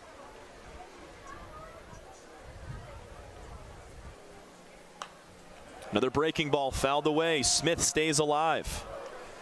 And from the Unicorns' perspective, they're dealing with the same thing that the Beavers are in this game alone. Not many base runners right now. Both teams loaded them up in the first, but that's really been all the action we've seen. That's been extreme threats. 1-2 pitch, check swing, Smith, did he go? Yes, he did. 6 strikeouts now for Lokinen, 1 gone in the 5th. And Smith couldn't believe it, but that looked pretty clear from our vantage point. And Lokinen keeps it going. How about it? That gives me deja vu from last night watching the College World Series. Oh, yeah. Don't even get us going about that. Well, you're a University of Miami guy. Yeah. I like Florida State from time to time. First pitch is high and outside. And if you haven't seen it on Twitter or Facebook or anywhere, there was a check swing that was called no swing. And the next pitch was sent into center field to tie the ball game in the 9th inning. Florida State went on to lose. Here's a line drive into center field by Andre Demetrol. He's got himself a single. Another base runner for the Unicorns. They haven't had more than 1 on since the first. They're looking to put a couple on and bring them in here to break the tie. Yep, and now's the time. Baggett, who got things going in the 1st inning, keeps the 2nd inning going with 1 down, now runner at first. But last night, somebody call it the check swing heard around the world because of how many retweets that thing got. But College World Series, a lot of fun. Lokinen going to try to pick over towards the speedy Demetrol. He's back in safely. Demetrol has not attempted a stolen base yet this year. Doesn't mean he can't do it. He's got a lot of speed. Stole a ton of bases over the course of his first couple of years of college ball with Florence Darlington and NIU. Breaking ball a little bit high to Patrick Baggett. 1-0. Baggett 1 for 2 with a triple. Lined it into center field back in the 1st inning. Misplayed by Bramden Perez. That was when they loaded him up. Inside and low. Nice stop from Stefanovic, keeping that in front. 2 balls, no strikes.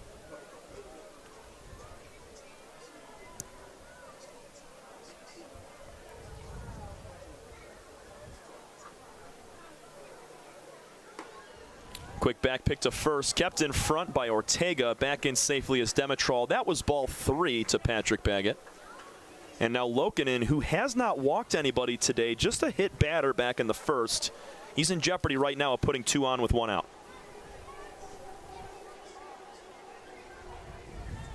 Good lead at first for Demetrol, the 3-0 pitch. Strike called on the lower inner corner. And the pick back attempt by the Beaver catcher, huge risk reward on that, but I like it, and I feel like it can work out most of the time. That time did not. It's good from Ortega to keep it in front. Baggett, he rips one into left center field. Demetrol gonna hold up. Nope, he's headed to third base. Misplayed in left field by Bolin. Coming around to score is Demetrol. On to third goes Baggett. He's going to slide in safely. The ball thrown all around the field by the Beavers right now, and the Unicorns break the 0-0 tie here in the 5th inning. Wow, what a turn of events. First run of the ball game goes to the Unicorns. And for that one, the left fielder for the Beavers, as we take a look at him now, just mishandled it. And that's really what the play came down to, as Baggett was going to stop at second. Oh, yeah. Checked his head in left field, and ball was bobbled. It hit off the left knee of Bolin. It took a high hop, hit him in the knee, and bounced straight up into the gap. That's what allowed Demetral to come all the way around and score. And now a line drive from Austin Ochoa into left field. Scoring is Baggett. And there's an RBI single for Ochoa. 2-0 Utica. Here they come, the Unicorns. They can open it up at any moment. And right now, back-to-back-to-back hits. Get things going here in the 5th inning. You had to get the feeling that they were going to start to hit some pitches over the plate. And for Lokinen, a guy who's had a super solid start, just tough, especially when you have that error-type play in left field. The hits were coming for the Unicorns over the first 4 innings. They just weren't stringing them together. They had 5 hits within those 4 innings, but the next, either they got the hit with 2 outs or the next 2 were retired. Ground ball from Weber to third base. Schubert down to second. Over to first base. Safe is going to be Weber, so avoiding the double play to end the inning. And it'll keep it alive for Ethan Kreisen. But this was the inning they were able to put it all together. You had the base hit from Demetral with 1 gone. Baggett lines one into left field that bounces away and allows Demetral to score. And then the first pitch Ochoa sees, he rips into the left field corner. Yep, good timing for Utica. We did talk about in the pregame. We might see a slower start, especially against some good pitching. And that's what Utica has faced. Some solid pitching. It took them a minute for them to get settled in as the runner goes. Fouled, though. I think that was a broken bat from Ethan Kreisen. He's going to go have to get a new piece of lumber. But as I was saying, they started off slow. They figured out what pieces of hitting they needed, and now they got a 2-0 lead. So now a bright blue bat coming out for Kreisen, who's 0 for 2 with a couple of strikeouts, 1 looking, 1 swinging. Kreisen, Murray State is where he was playing college ball. Great numbers there. He was awesome. Spent time in a couple different summer leagues over the course of his career, spanning from 2020 to this past season. Kreisen lifts one in the air, right center field. Bramden Perez in the gap, calling for it, makes the catch, and the inning is over. Patrick Baggett with a base hit that was booted in left field sends Demetral to score all the way from first, and Austin Ochoa gets in on the action with his 2nd RBI. Fans, we take a quick moment here in the 5th inning for the Genesis Credit Union Take Me Out to the Ball game. We'll be back for the bottom half of the 5th. You're listening to USPBL Network.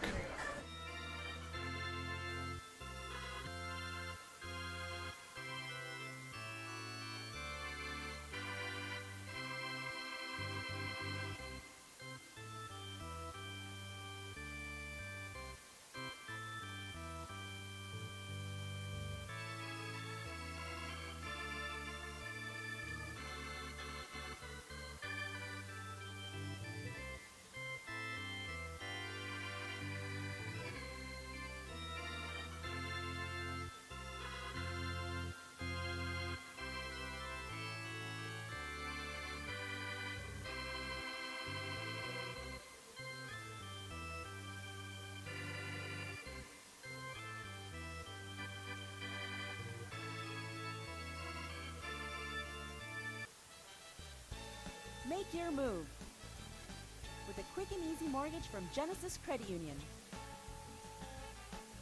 We have mortgages to fit your life. Genesis Credit Union. Visit us today.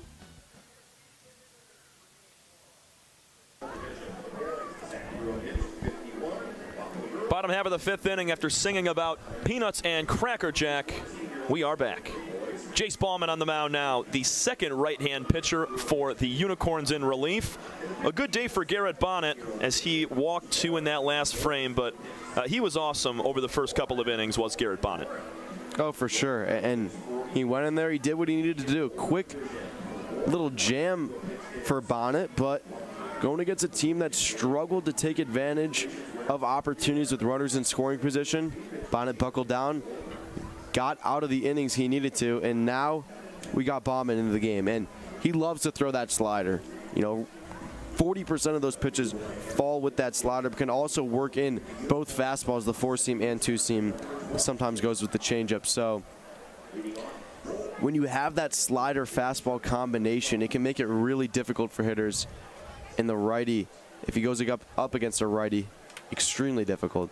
A lot of arm side run with that pitch as it sends outside to the lefty, Peyton Schubert. 2-0 Utica.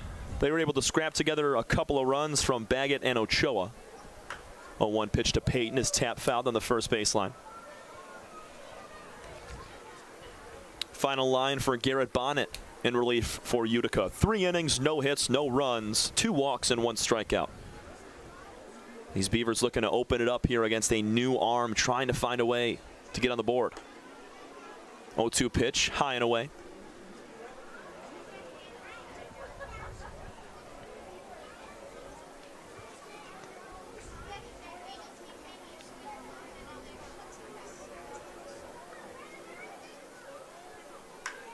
Schubert to center field on the 1-2. Coming in to make the catch is Seth Gurgley.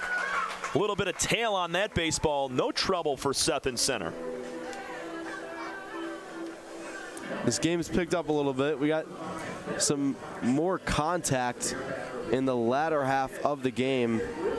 For the Beavers, Tom, it's kind of tough to approach this because you're down 2. You want to just get momentum, especially with another game coming up right after this one, but unable to get a hit so far. Yeah, no runs, no hits on the board compared to 2 runs on 7 hits for these Utica Unicorns. 1-0 to Ben Wilcoxon, his 3rd at-bat today. 0 for 2, reached on an error back in the first inning.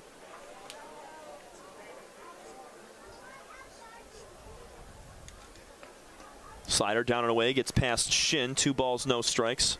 And if you're the Beavers, I really think what you have to take heading into the next game is the way that you've been fielding. And I understand that's how the Unicorns got those runs the last inning, but I see much improvement, especially since Thursday, where a bunch of errors, costed them and brought them out of the game, kept innings alive. So they've been able to get down with those routine plays, and that's something to take away. A 1-out base runner could be a possibility here if Ben Wilcoxon's able to work yet another walk.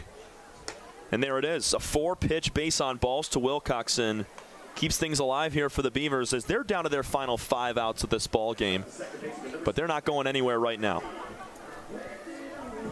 Always an opportunity, especially in the top of the order. Wilcoxon gets one on for the Beavers with 1 out. Now come the guys that are supposed to bring him home. So this game is still open. The door is open now in the bottom of the 5th. Bauman on the mound, 4th in the league in ERA at 1.50. Quick pick over to first base to keep Wilcoxon close. And he should be the most comfortable in this situation, leading the team. This is his 10th appearance of the season.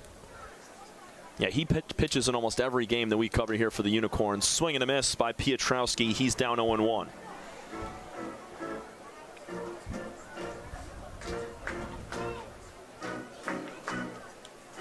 2-0 Utica. They grab both runs in the top half of this inning.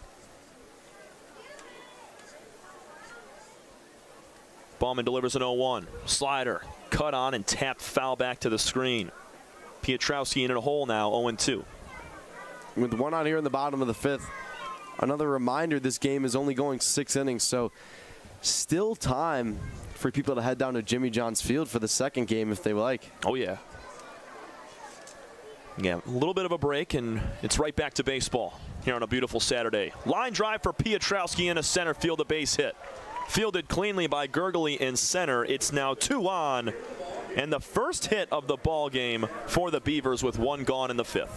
Good to see, and it was time for them. They've had some good at-bats, just haven't gotten in the hit column, and Piotrowski delivers. But now you get Ray Hilbrick up, one of the top batters in the entire league. These are the opportunities that we've been mentioning with the Beavers that they've have not taken advantage of. It's now or never, not completely, but here in the 5th, only a 6th inning game. Hilbrick grounds one into right field, a base hit. Wilcoxon being waved around third base. Throw to the plate is not in time. RBI swing for Hilbrick. Cuts the lead in half for Utica. What a play. Great piece of hitting. And we got a great ball game on our hands now. 2-1 is the score. But how about Shin? He had an opportunity to get him out at home. He just dropped it. The timing of the throw seemed to work out well. And what else can you say besides the catcher just couldn't hang on to the ball and get the tag? His peripheral vision, I think, saw Wilcoxon coming around, and when that ball was coming in, he went to maybe tag him a little sooner than when the ball got to his glove, and that's why it popped on out. Infield fly roll. As this ball's popped up, third baseman Ochoa makes the catch near shortstop. 2 gone as O'Neal Burgos pops out on the first pitch he sees. You know, the Beavers have played a really solid game, and it might not show up on the stat sheet, but they have looked better than they have really throughout most of the season. So it'd be great to see them find a way to tie this thing up and continue to fight. They have 2 on now with 2 out. It's Piotrowski down at second. He singled. Hilbrick just drove in a run with a base hit. He's at first. 2-1's your score. Strike called from Jace Bauman to the 0 for 1 with a walk, Christian Ortega.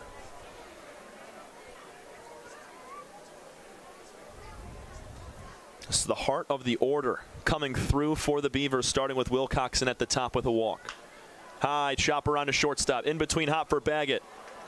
Has a trouble with it for a moment, tosses on to Demetrol for out number 3 just in time. The Beavers are able to get a run back with the RBI swing from Ray Hilbrick. As we've played 5 innings, we go to the 6th. 2-1 Utica over Birmingham Bloomfield from our first game of our doubleheader from the USPBL network. There are many things you can rely on in this world, like a sunny day brightening your mood, your mom baking the world's best apple pie, and never a dull moment in running your business. And when it comes to time-consuming HR tasks, you can rely on Tryon. Tryon can handle payroll and taxes, employee benefits, and more, so you can stay focused on attracting and retaining the best talent. With Tryon, you don't have to grow it alone. Visit RelyOnTryon.com. You can always rely on Tryon. Fifth Third Bank. Yeah, it's a quirky name. But here's the thing. 5/3 equals 166.7%. So we put 166.7% into everything we do. Like automatically getting you your paycheck up to 2 days early. Giving you well-deserved extra time to avoid overdraft fees. And helping you borrow from your future self. This is banking a Fifth Third better.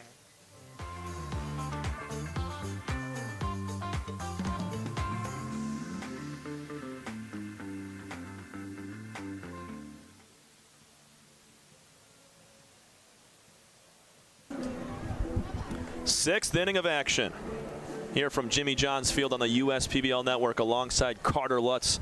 I'm Tom Cavanaugh. Greg Lokinen is back in the ball game. He gave up 2 in the 5th. Beavers trailed 2-1, but you got to stick with your crafty lefty to try to keep it at just a 1-run ball game right now, because besides that 5th inning, he's been incredible. He has, and in this 2-1 ball game, just trust him. And a lot of those opportunities have stemmed from poor defensive play from the Beavers. So keep going with your southpaw. Get through this game. You got 6 more innings following this game, as it's a doubleheader Saturday. So just trying to rest the pitchers, and Lokinen hasn't been bad, so keep him out there. Seth Gurgley swings and misses at the first pitch. 6 total strikeouts for Greg so far. He's been sitting down these hitters. As that pitch misses a little bit high, 1-1. Gurgley 0 for 2 today.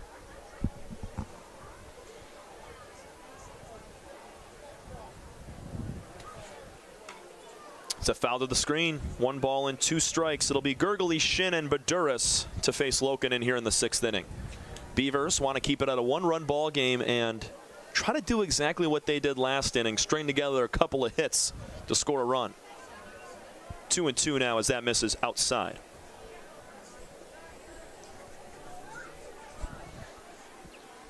This will be pitch number 75 for Lokinen on the day. 2-2 is grounded up the middle. Takes a bounce towards second base. Quick play for Piotrowski. He can't get it in time. Infield single for Gurgley. Extremely close.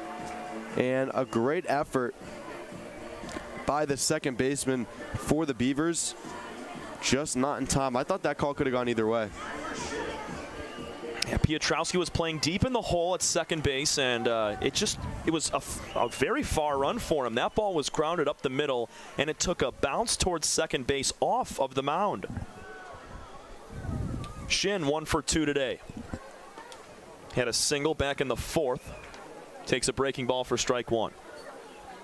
This is an opportunity where we might see Lokinen throw those low pitches and try to go for that double play.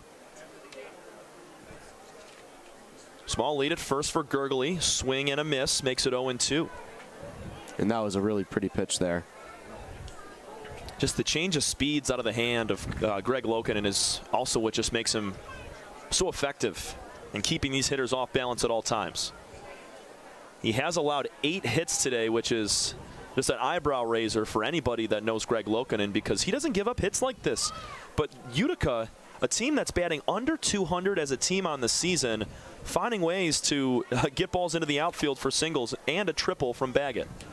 The 1-2 is ripped on the ground to shortstop. This could be 2. Wilcoxon to Piotrowski. It's a 6-4-3 double play, ending the threat with Gurgley getting aboard. 2 gone. There's that double play Lokinen's looking for. He's a veteran pitcher when you talk about pitchers in the USPBL. So he's able to not get rattled in these situations, just find a way to get to the bottom of the 6th, because you're only down a run and it's never too late to come back.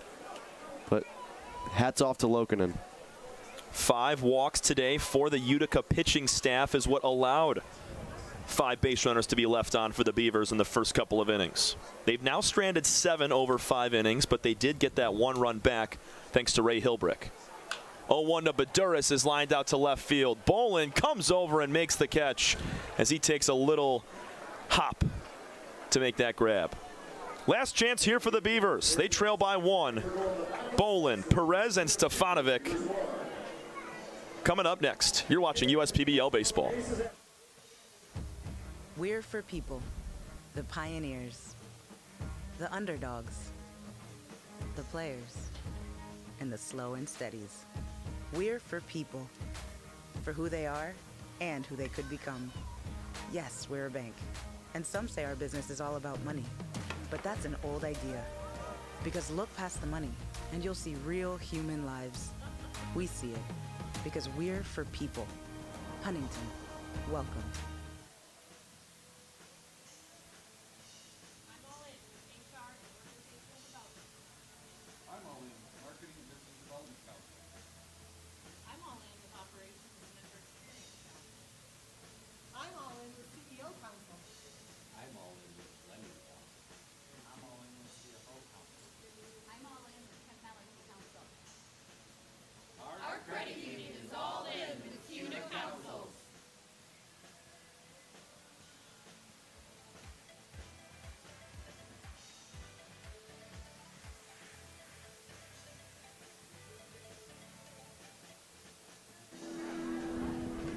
Bottom of the 6th inning, and a chance for the Utica Unicorns to pick up a game above 500, and it's on the shoulders of Matt Colucci, who's in the ball game now.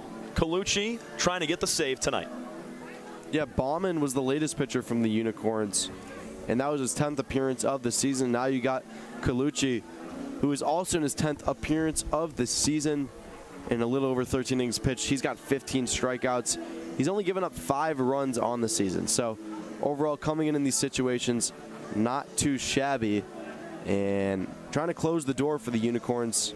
Pretty interesting to see how many pitchers they've used in this early game. Yeah, 4 total. Danny Denz was the starter, who just went 1 inning. Garrett Bonnet went the longest with 3 frames. And then Jace Bauman, as you just mentioned, Carter, 1 inning, 2 hits, 1 run, 1 walk, and 0 strikeouts. And the Beavers trying to ride the wave off of last inning. Piotrowski and Hilbrick with 2 clutch back-to-back base hits to get a run. And they're looking to do the same thing with the bottom half of the order coming up. It's really crucial when you have this bottom half of the order, a couple of guys batting under 100. You got to be super disciplined with your approach. That one's up the middle. Easy ground out for the first side of the inning. But you got to just find a way to get on base and extend the inning, because once you get the top of the order up, you can really threaten. So now Brandon Perez just trying to keep the game alive. Yeah, Bolin right there, he was not, I guess just went after the first pitch, down and away. In a situation where you're down 1 run in the 6th inning with 3 outs to play with, got to try to work the count and make Colucci throw pitches. I know he's just into the ball game right now, but if you can get him off his game a little bit and not get a 1 pitch, 1 out, it could change the inning for you, because Wilcoxon, he worked a 4-pitch walk last frame, and then Piotrowski and Hilbrick were able to follow up with a couple of hits. And that's going to fall in coaching a little bit. You got to talk through that first at-bat of the inning. It's crucial. And here's Perez on the second pitch that he sees. Demetral fields cleanly, flips to first. And the Beavers down to their final out. Colucci making it look easy on the mound with a couple of slow tapper ground balls.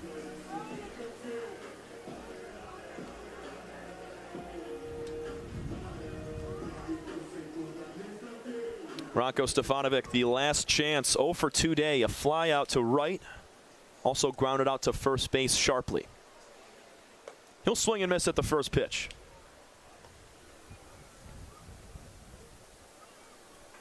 Beavers in jeopardy of falling to 2-10 on the year. Utica trying to improve to above 500 at 7-6. It's a 1-run ball game. Here's a fly ball foul out of play, 0-2. And now the Beavers down to their final strike. Remember, fans, 30 minutes in between games. We'll step aside, stay on this exact same streaming link on Facebook Live and YouTube. Colucci sets at the belt. The 0-2 pitch. Breaking ball, tapped foul. Stefanovic stays alive.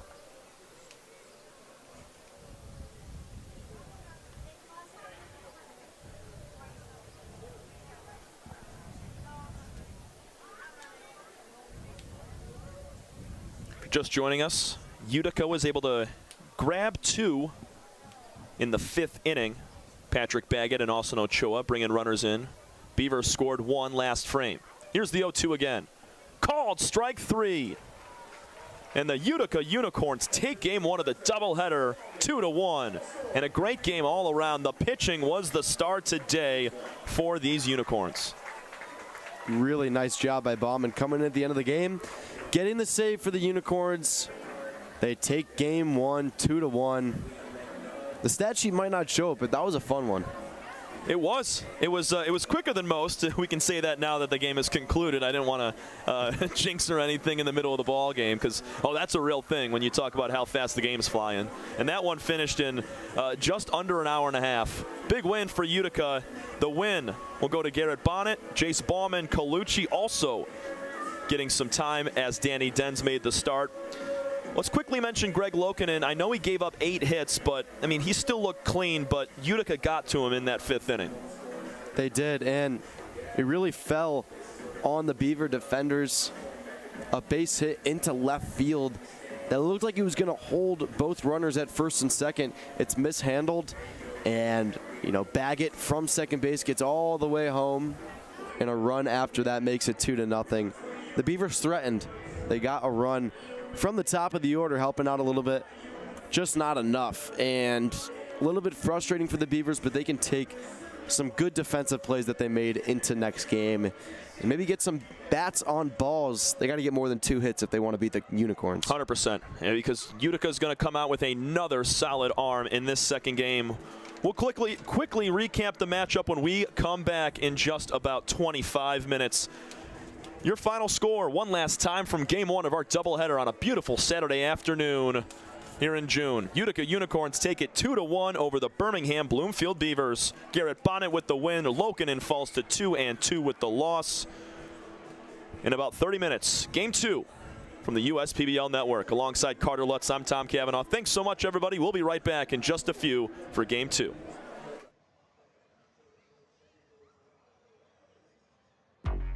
If I hit a home run, then you know what's going out of the park. Yeah, bases loaded, we ain't letting up. Scoring back to back, you can count it up. United we stand together, divided we fall. Ain't no turning back, we done came too far to turn around and have a seat now. We don't compare, cause we unicorns. Unicorn, illuminate the dark with my uniform. Every time you see me stand up and salute me, it ain't no competition, not even from you. If I hit a home run, then you know what's going out of the park. Yeah, bases loaded, we ain't letting up. Scoring back to back, you can count it up. United we stand together, divided we fall. Ain't no turning back, we done came too far to turn around and have a seat now. We don't compare, cause we unicorns. Unicorn, illuminate the dark with my uniform. Every time you see me stand up and salute me, it ain't no competition, not even from you.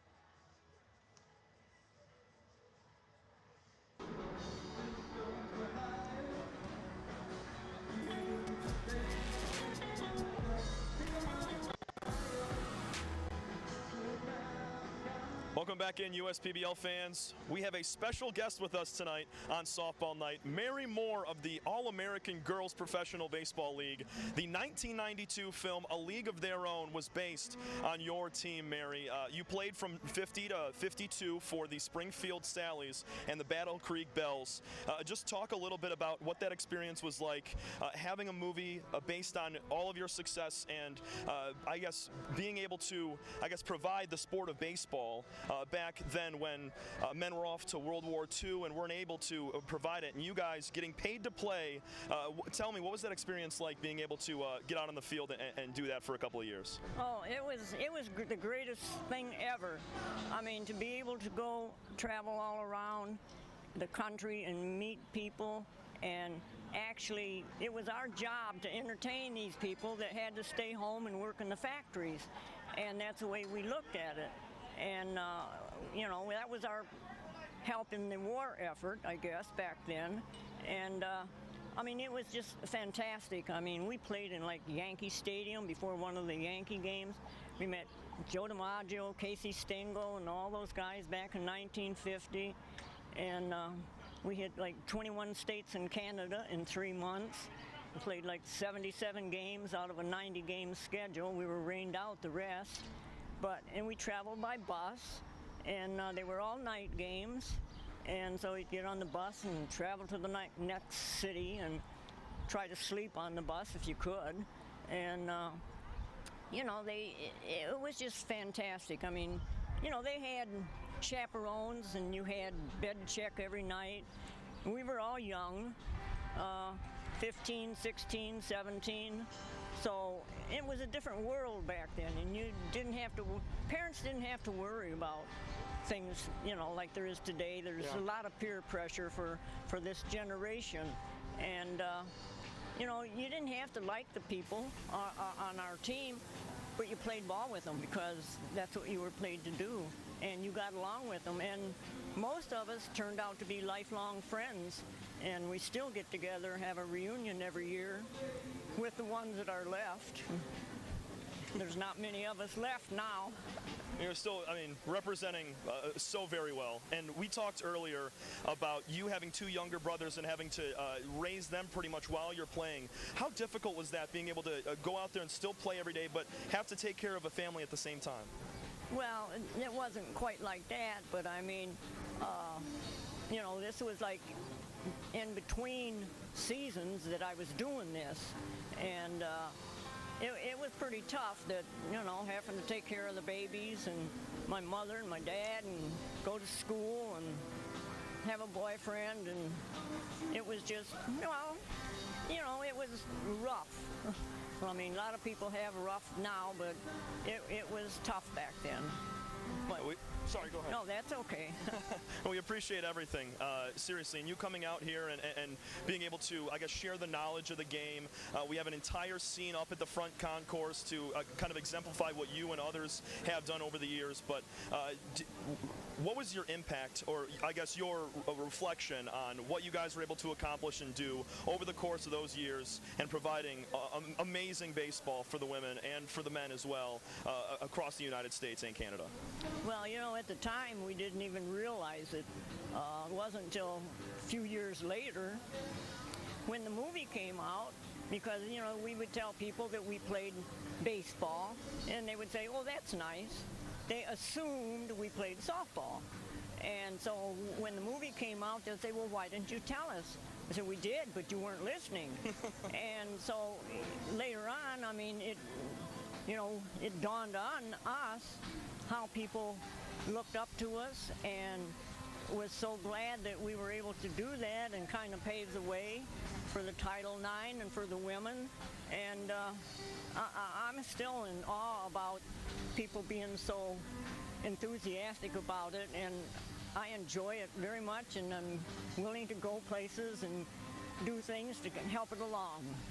Mary, we thank you so very much for all you've done for the game, coming out here today to help support the USPBL, but also to share just the wealth of knowledge that you have and your playing experience as well. So I really want to thank you so very much for being here today. Well, thank you.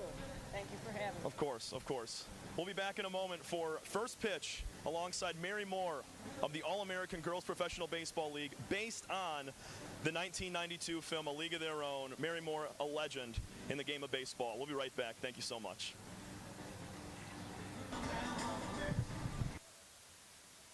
Welcome back into Jimmy John's Field. Game 2 of our doubleheader today between the Utica Unicorns and Birmingham Bloomfield Beavers.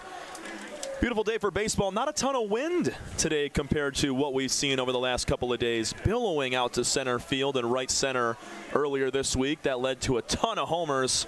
74 degrees and partly cloudy. A little bit humid here on a Saturday afternoon, turning into nighttime as the sun begins to set.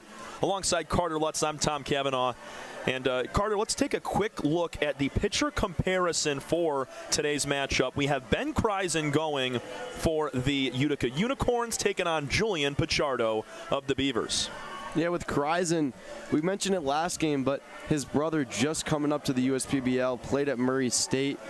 But on the bump will be Kreisen, not in the batter's box. And on his season so far, his ERA stands at 4.11. His win-loss column reads 0-2, but has been somewhat solid, you can say, in a little over 15 innings pitched. He's only given up 7 runs. Something to keep note of, has had 10 walks in his 7 appearances, but this will be his 7th start of the season. And on the other side of the bump, we will have Julian Pichardo. Pichardo, while his stats don't read great, he's got a 7.36 ERA. It's a big build, a big righty on the bump, and that can be dangerous sometimes, Tom. He's doubling up that walk-to-strikeout ratio, which is crucial. And these Beavers just looking to take that 8.41 ERA as a team and lower it down. They only gave up 2 runs in the last game, Greg Lokinen did, on 8 hits. We'll take a quick look at the 3-dimensional lineup put together by head coach Jim Essien of the Utica Unicorns. Leading off at shortstop, Andre Demetrol. At second, the birthday boy, Sherman Martin III. He's batting second. Austin Ochoa at third base, batting third. Jared Weber, the cleanup man, again at first. Ethan Kreisen is going to do the catching for his brother, batting fifth. Batting sixth, Seth Gergely, the center fielder. Tyler Shin, he will DH in game 2, bats seventh. The right fielder, Sam Baduras, bats eighth. And rounding out the lineup, the left fielder, Joe Smith. And for Kreisen, who's catching for his brother tonight, very cool. He was a DH last game, couldn't get a ton of piece of hitting. But overall, for the Unicorns, they had a slow game last game. They took it 2-1 and 8 hits. They didn't jump out on the stat sheet in any particular inning, but they did what they needed to do to get a win. Now maybe in the second game they can open things up a little bit and have some more success against the righty Julian Pichardo. But that's been kind of the name of the game this year so far for Utica. They don't score a ton of runs. They hit under 200 as a team, as we've harped on, but they find ways to win ball games because of their good pitching and clutching up for a couple runs late in that game, as they've done all year long. Yeah, play to your identity. Nothing wrong with that. First pitch at 7:39 p.m. to Andre Demetrol as Pichardo leaves a breaking ball down and outside, picked by the catcher, Ray Torres. And keep an eye on Ray Torres behind the dish. He has thrown out 4 runners so far this year. He's been stolen on 11 times, but nobody else has thrown out 4 runners for any other team this year. The 1-1 pitch, a little bit high. 2 balls and 1 strike. Pichardo took an extra lean in to see where that one missed. Wide stance for Demetrol. He holds the hands in close near the ear. Pulls it, high chopper onto third base. Gloved by McLennan. His throw to first is a little bit high, but gloved by O'Neal Burgos. 1 up, 1 down to start the contest. So the Beavers, the home team in both of these games, do you think that helps them in this second game, you know, having some time to settle into the batting order? I think it definitely does. I mean, you talked about it at the beginning of game 1. It was going to take a few frames for these guys to get their feet underneath them and really settle in after a few times through the lineup. And I think we could see a little bit of that as well here in this game, just getting used to the starting pitchers. These 2 guys likely to go a couple of innings. But we also said that about Danny Dens for the Unicorns last game, and he only went 1 frame. 0-1 pitch to Sherman Martin, chopped on the ground to first. O'Neal Burgos makes the play, 2 gone. I got a feeling a lot of this game will rely on the shoulders of the Beaver defense. They had a few nice plays last game, were able to take care of the routine outs, but they didn't go down as errors always in last game, but some costly mistakes in the outfield. So how will they improve heading into this game? Because they're going to need it. They don't have as solid of a pitcher. Lokinen went the full game last game. Pichardo won't pitch 6 innings tonight. First pitch, Julian throws down and outside to the 3-hitter Austin Ochoa. Showing on your screen there the 3-dimensional defensive lineup for the Birmingham Bloomfield Beavers and head coach John Dombrowski. We'll get into that in just a moment. That's a fastball off the plate, 2-0. You guys can throw it in whenever. I'll do it real quick. 7-6 now are the Unicorns after taking game 1, falling to 2-10 on the year of the Beavers. Here's the 2-0, down and away. As we said, it's Ray Torres behind the dish, Max McLennan at third base, Ben Wilcoxon playing shortstop again, Matt Piotrowski back at second, and O'Neal Burgos at first. 3-0 to Demetral, grabs the inside corner. In the outfield, it's Malik Bolin in left, Bramden Perez in center, Ray Hilbrick in right field. The same as it was in game 1. Ochoa 2 for 3 with an RBI single in game 1. He darts out of the way for ball 4. And 2 out base runners, it's been a theme all year long. And teams are able to find a couple of runs and bring that 2 out base runner around to score more times than not. We've seen clutch hits, and the 2 out walks are kind of a cardinal sin for a lot of teams. Yeah, and we even saw it last game when Bloomfield was able to come back, get a run on the board with a few outs. Stealing for second on the first pitch is Ochoa. Without a throw, Torres couldn't get it out of the glove, and it's a stolen bag for the Unicorns and a man in scoring position. And that's what a 2-out walk can do to you. Wasting no time whatsoever, Austin Ochoa. That was his first steal attempt of the year, and he got it. The 1-0 is outside to Jared Weber, make it 2 balls and no strikes. And why not? Weber, your best hitter, has a big opportunity now with the runner on second instead of a runner on first, as there's 2 outs here in the top of the first. Pichardo has now thrown 7 of his last 8 pitches for balls. It's 3-0 to Weber. Just 5 walks compared to 10 strikeouts for Pichardo this season through 14 2/3 innings. He has allowed 3 doubles and 5 homers this year. That pitch is outside. Pichardo was in back in the Westside Woolly Mammoths game on Thursday against the Beavers. He gave up 3 home runs in the 5th inning. First and second, 2 gone for Ethan Kreisen.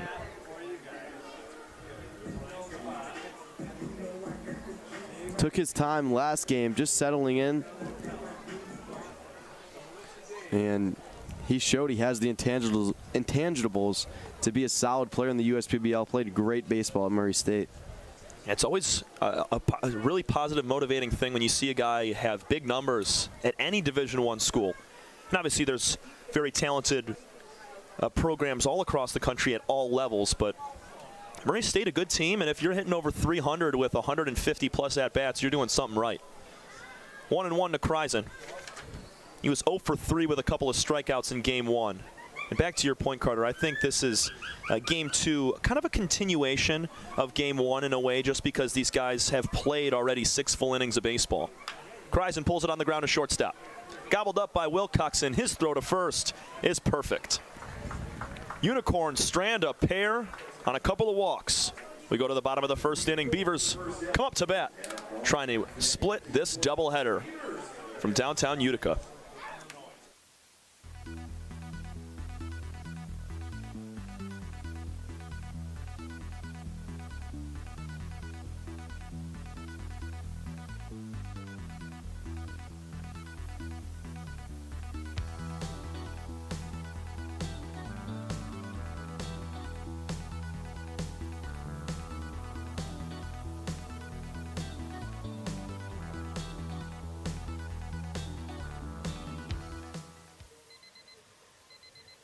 Time that doesn't heal all wounds. Hard work, perseverance. And we do. We're fighting cancer with proton therapy. And music therapy. We're turning back the clock on Parkinson's and outsmarting blood clots in seconds. Instead of days. Because this is her time. His time, your time. And it's time to show we can. Corewell Health.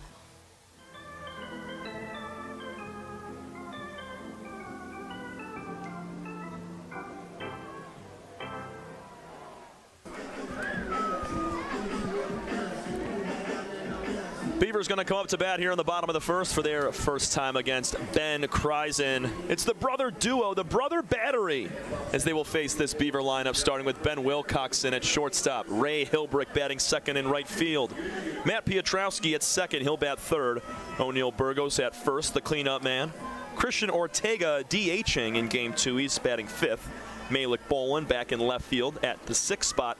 Batting seventh is Brandon Perez in center, Ray Torres, the catcher, batting eighth, and Max McLennan at third base, batting ninth. So we got to switch up with the 8-9 hitters compared to last game. Stevanovich, I should say, sorry for the mispronunciation, batting eighth, and Schubert batting ninth. They go out of the game, and in comes Torres and McLennan. So maybe that'll be a way to spice things up in the lineup. The bottom half of the order, that's where the innings kind of died down last game. So they're looking for that extra juice, and maybe they can get it with the 8-9 hitters because that carries over to the top of your order. Specifically, we saw it in the sixth inning when the bottom of the order just had things die down. They could have extended the game. Yeah, it was just 2 hits all game for the Beavers in Game 1. Came from the 2 and 3 hitters, Piotrowski and Hilbrick, and they're flip-flopped. So Hilbrick will bat second and Piotrowski will bat third instead of the other way around in Game 1. This has got to be so cool, man. Ben Kreisen on the mound, pitching to his younger brother Ethan in the USPBL in front of a sold-out crowd. That's incredible. You got a catcher and a pitcher in the family. Think about those backyard catch games. That's all I can think about. You get a bullpen every day, man. Oh, my. There must have been houses with holes in the window from across the street. Just craziness. Ben Wilcoxon will take ball one outside. Kreisen, pretty good so far this year, a 4.11 ERA, making his 7th start of the season. 10 walks compared to 17 strikeouts. Here's a pop-up out of play from Wilcoxon. A little extra base power, 4 hitters against Kreisen. He's allowed 4 doubles and 2 homers on 15 total hits. And he's a stretch guy. Not like Lokinen we saw in Game 1 where he went from the old-fashioned windup. 1-1. Wilcoxon pops it up on the infield. Sherman Martin III standing underneath it. Squeezes the glove. 1 out.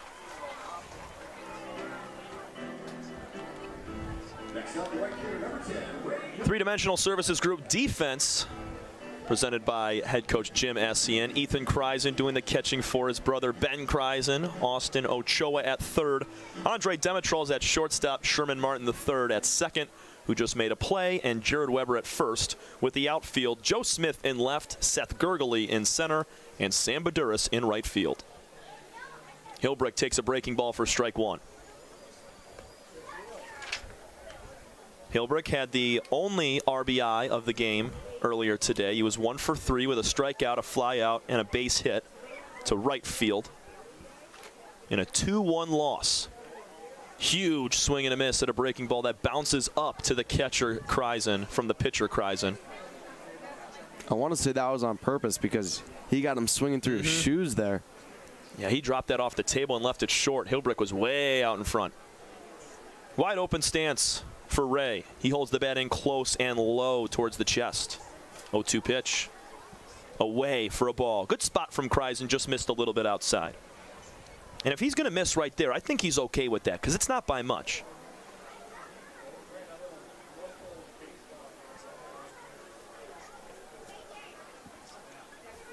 Kreisen sets near the ear. 1-2 pitch. Tied up Hilbrick, but it's going to be ball 2. Just a little bit high and in. That was a borderline pitch right there. Yeah, and I like the selection there from the righty pitcher. But Hilbrick, he's got 6 walks this season. He can be dangerous watching those pitches go by. He's a veteran. And there he is, ripping one down the right field line. Fair. Coming over to make the play is Baduras. Chugging on to second is Hilbrick. The throw in is not in time. 1-out double for Ray Hilbrick. Beautiful piece of hitting, drives it to right field. And the lefty picks up the steam. Could have been a base hit. He goes to, and there was a close play there at second base. But Martin, the second baseman for the Unicorns, a little bit slow, off the cutoff. He didn't have to throw the cutoff. He did, and I don't think he understood how close the runner was to getting to second. I completely agree with you. It looked like a soft throw onto the shortstop, Demetrol. It was a nice toss from Baduras out in right field. He was in the corner, threw that a long way, and made that really close. Now here goes Hilbrick to third base. Kreisen, he throws it way high and caught at third by Ochoa. How about Ray Hilbrick, man? Doubles, he pushes the envelope, gets 2, and then on the very next pitch steals third base. Heads up base running. Could have even been more if it went over the head of the Unicorn third baseman, but that's what you need. You got to get dirty sometimes, and he finds a way to advance from second to third as that one's fouled behind home plate. But even going back to that cutoff throw, is still a close play at second. And overall, though, the Beavers are in a much better spot than they even found themselves in last game. Hilbrick just stole his 5th bag of the year. He has not been caught once, and that was his 3rd double this season as well. 1-1 to Matt Piotrowski. He takes an off-speed pitch high and tight. 2-1. And Hilbrick made that move from batting third last game. He's now batting second. And with 1 out, they have more of an opportunity to get runs on the board. Beavers did not have a hit until 1 out in the 5th inning of game 1. They get one in the 1st. Swing and a miss from Piotrowski evens the count up 2-2. And this is a guy you want at the dish with a runner at third base. And Hilbrick, he's just flying around the bases. As you said, that could have easily just been a single because of how well Baduras played it in right field. But he's a fast guy, and that aggressiveness is what's going to help you win a ball game.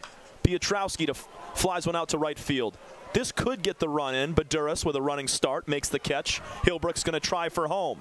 The throw is way high and behind home plate. Sacrifice fly for Piotrowski as Hilbrick scores. 1-0 Beavers. That's all it takes. Smart base running, get a ball in the air, bring a runner home. The Beavers get the lead, their first lead of the day here for this doubleheader Saturday. And a team that struggled to put runs on the board.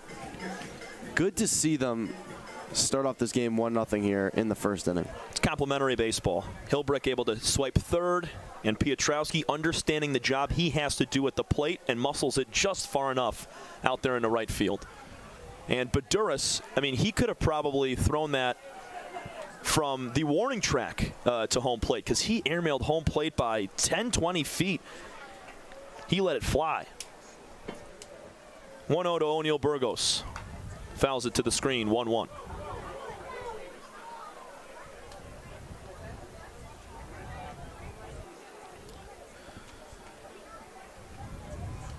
See if Julian Pichardo will take kindly to the 1-0 lead has been given right here with Burgos still looking for more with 2 outs.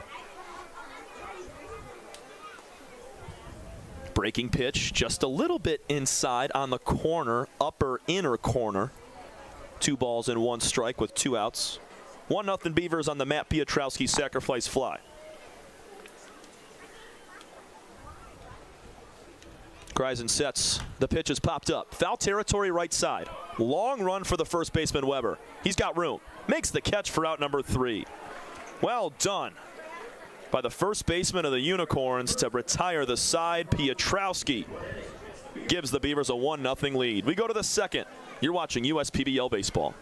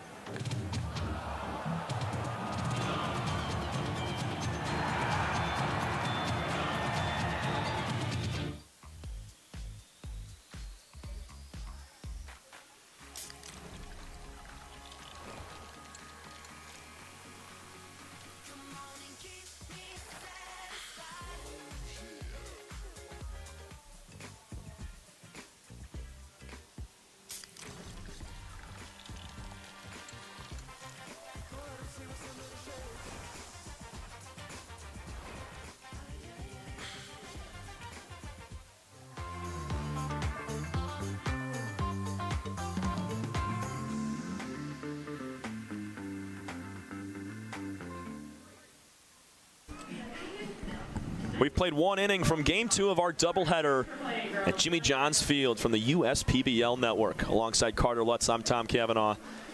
And it was a clean first inning. Both teams had base runners. Only one was able to scrap together a run. It was the Beavers. Matt Piotrowski with the sacrifice fly.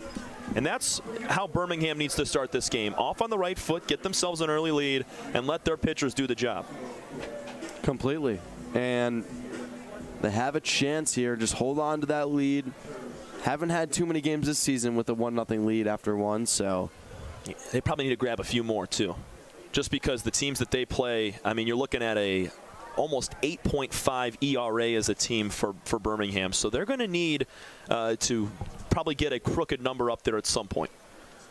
Seth Gergely will lead things off. 6, 7, 8 hitters for the Unicorns. Makes the count 1-1 with a foul ball.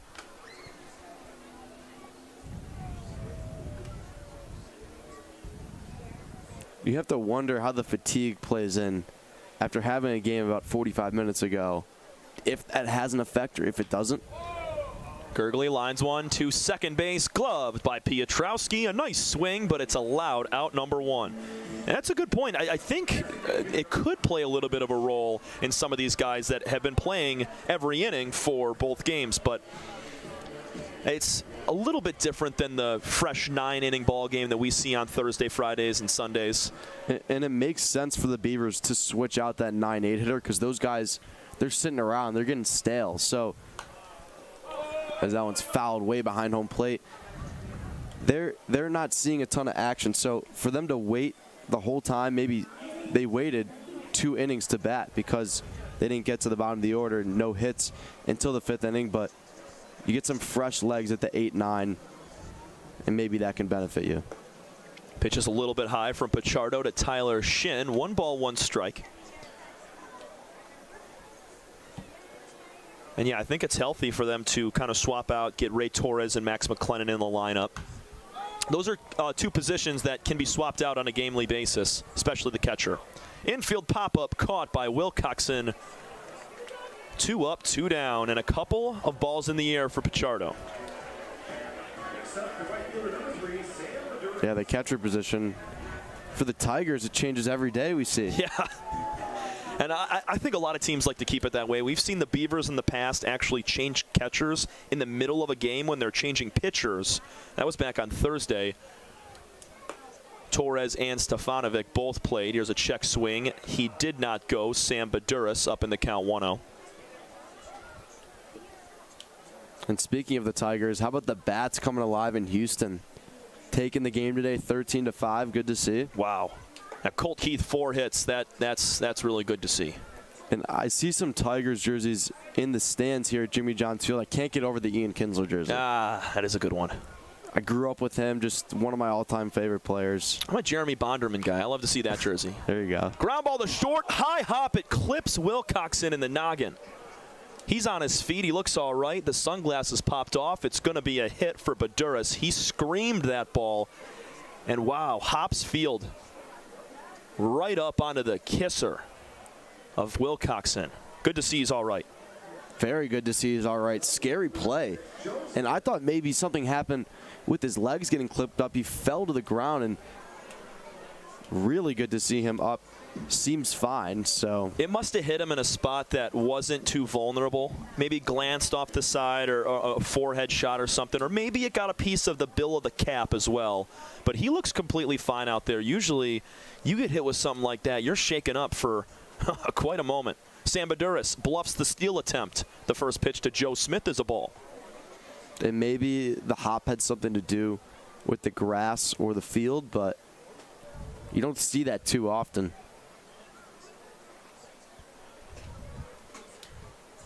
Yeah, we don't see hops like that at this field. The grounds crew does such a good job of tending to this infield, the grass as well as the dirt. And something like that, I mean, obviously, if a guy's running on the base path, then a little bit of a divot can make all the difference in popping that ball straight up. Good lead at first for Baduras. He continues to inch off. The 1-0, high and tight. Smith is the final batter in this Unicorn lineup. Then it's back to Dimitrol at the top. A 2-out base hit for Baduras keeps the inning alive for Utica. They trail 1-0 in the second. Smith lines one out to right field. Coming in, Hilbrick. He's going to make the catch for out number 3, coming in hard. It's a single for Baduras. Good to see Wilcoxon was all right as he took one off the face. We go to the bottom of the second inning. Beavers up 1-0. You're watching USPBL Baseball.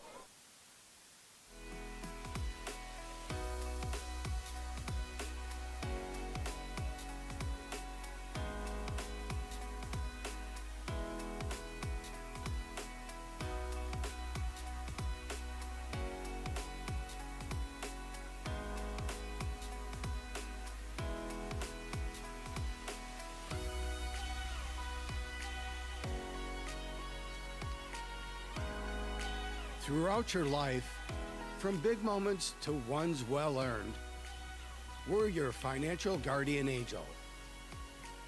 Alliance Catholic Credit Union.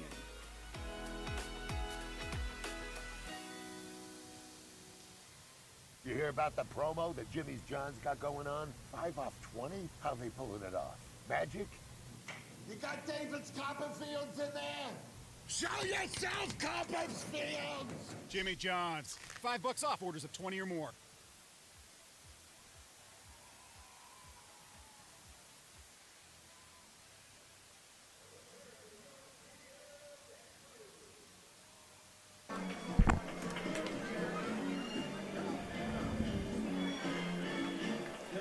When it's time for baseball, it's time for beer. Two Hearted Ale has been named the #1 beer in America for the past 4 years by members of the American Home Brewers Association.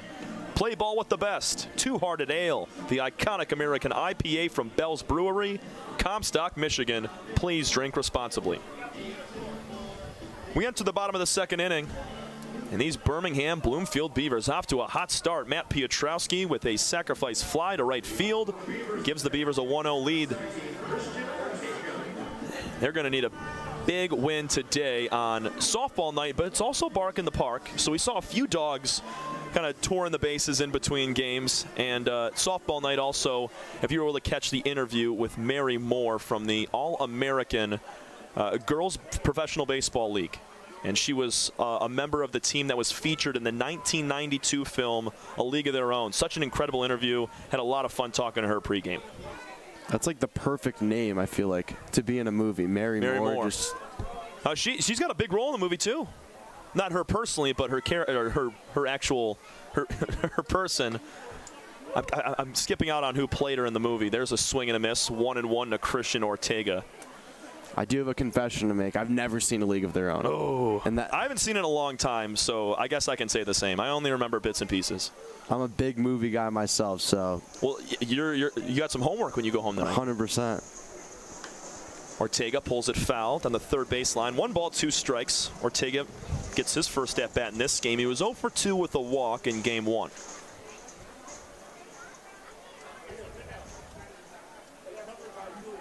A little bit of a meeting going on between the umpire and the third base coach for the Beavers. Yeah, quick conversation. I don't want to speculate to what it is, as our third base ump is going to motion over for a moment. Interesting. You mentioned softball themed day here at Jimmy John's Field. You got to think Father's Day.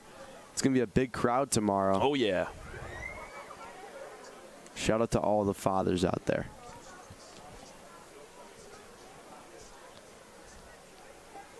Swing and a miss on the 1-2.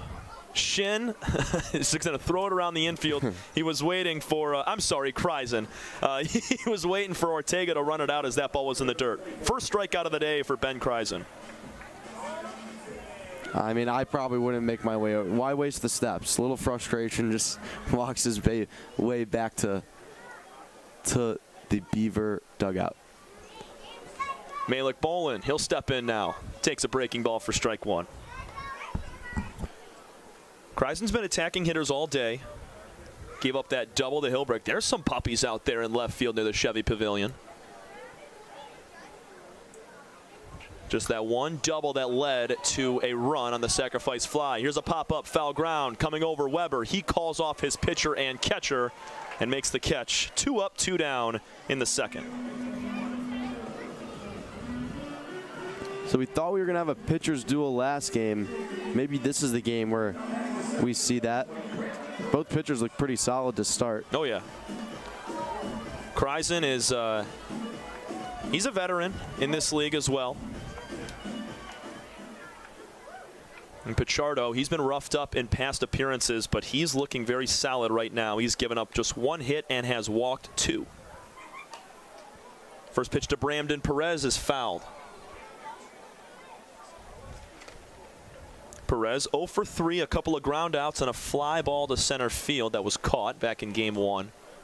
Only 2 hits for the Beavers in that first game. So when we go back and date game 1 and the stats for these guys, it's a lot of 0-fers. There's a ball low and away. And you got to credit the pitching staff for Utica. They were awesome. I know Danny Denz only threw 1 inning, but Bonnet, Bauman, and Colucci all shoved. Perez waits on the 1-1. Way out in front, swing and a miss. That was a beautiful pitch right there from Kreisen. Spin rate 2,800. That's highly above average. 74 miles per hour. That was gorgeous. Dropping it off the table. What's Kreisen go with on the 1-2? Another one. Swing and a miss. 2 Ks for Ben Kreisen in this inning, and that one was nasty. Can't blame him for going back to the curveball. I would have too. We go to the third. 1-0 Birmingham over the Utica Unicorns here from the USPBL Network. The Dave & Buster's method is designed to help you unlearn adulthood and discover the funner you hidden within you. The you that doesn't think about adult things and stuff. Ashley, I don't want to hear anything about your car registration when we're at Dave & Buster's. Okay.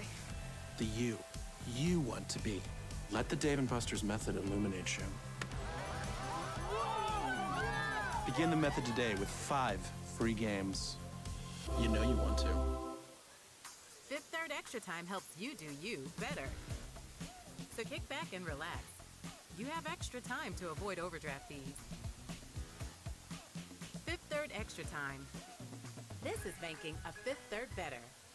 We're the financial champion of Michiganders. Whether you're a goal getter or dream chaser, an empty nester, or up-and-comer, anyone in Michigan can bank with us. Michigan Schools and Government Credit Union.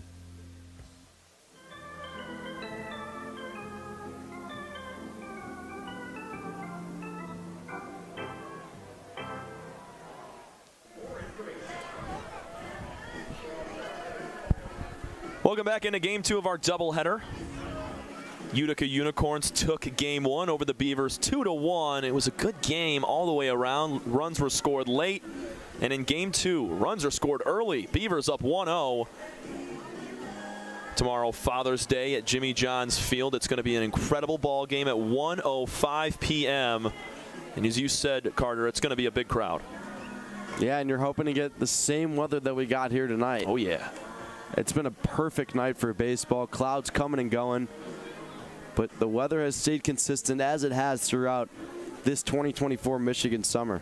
We will feature the Eastside Diamond Hoppers taking on the Westside Woolly Mammoths tomorrow. The 2 top teams in this league went at it yesterday. Mammoths won 8-7. Eastside trying to right the ship after giving up 3 runs late to lose that ball game. They were set up for success, and then a few runs late is what led to the big win for Westside as they got back above 500. Andre Demetrol will lead things off. Ground out to third his first time. Takes a breaking pitch inside out of the hand of Julian Pichardo.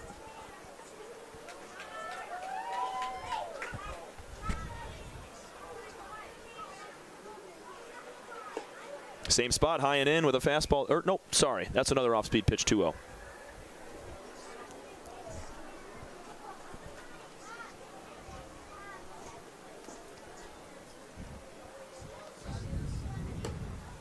Make it now 3 balls and no strikes. That's a 4-seam pitch from Pichardo that just rides a bit high.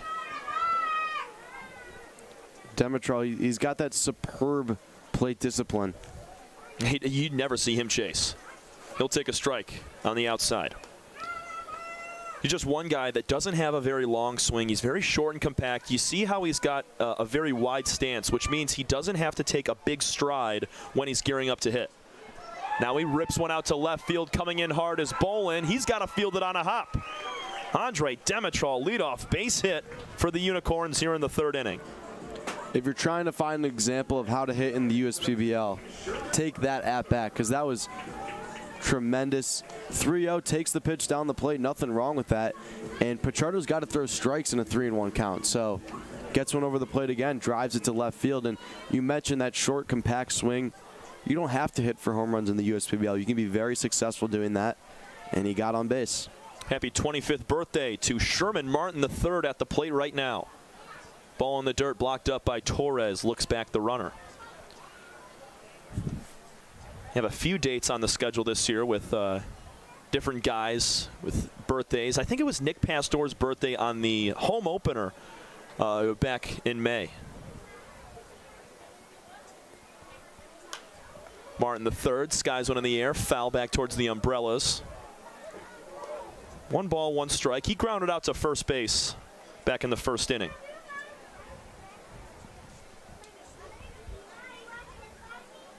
Still no wind has picked up at all. It's been a very quiet day with the weather. Contrary to what we've seen in past games in the last couple weeks. Pick back to first, Demetral. He's dirty but safe.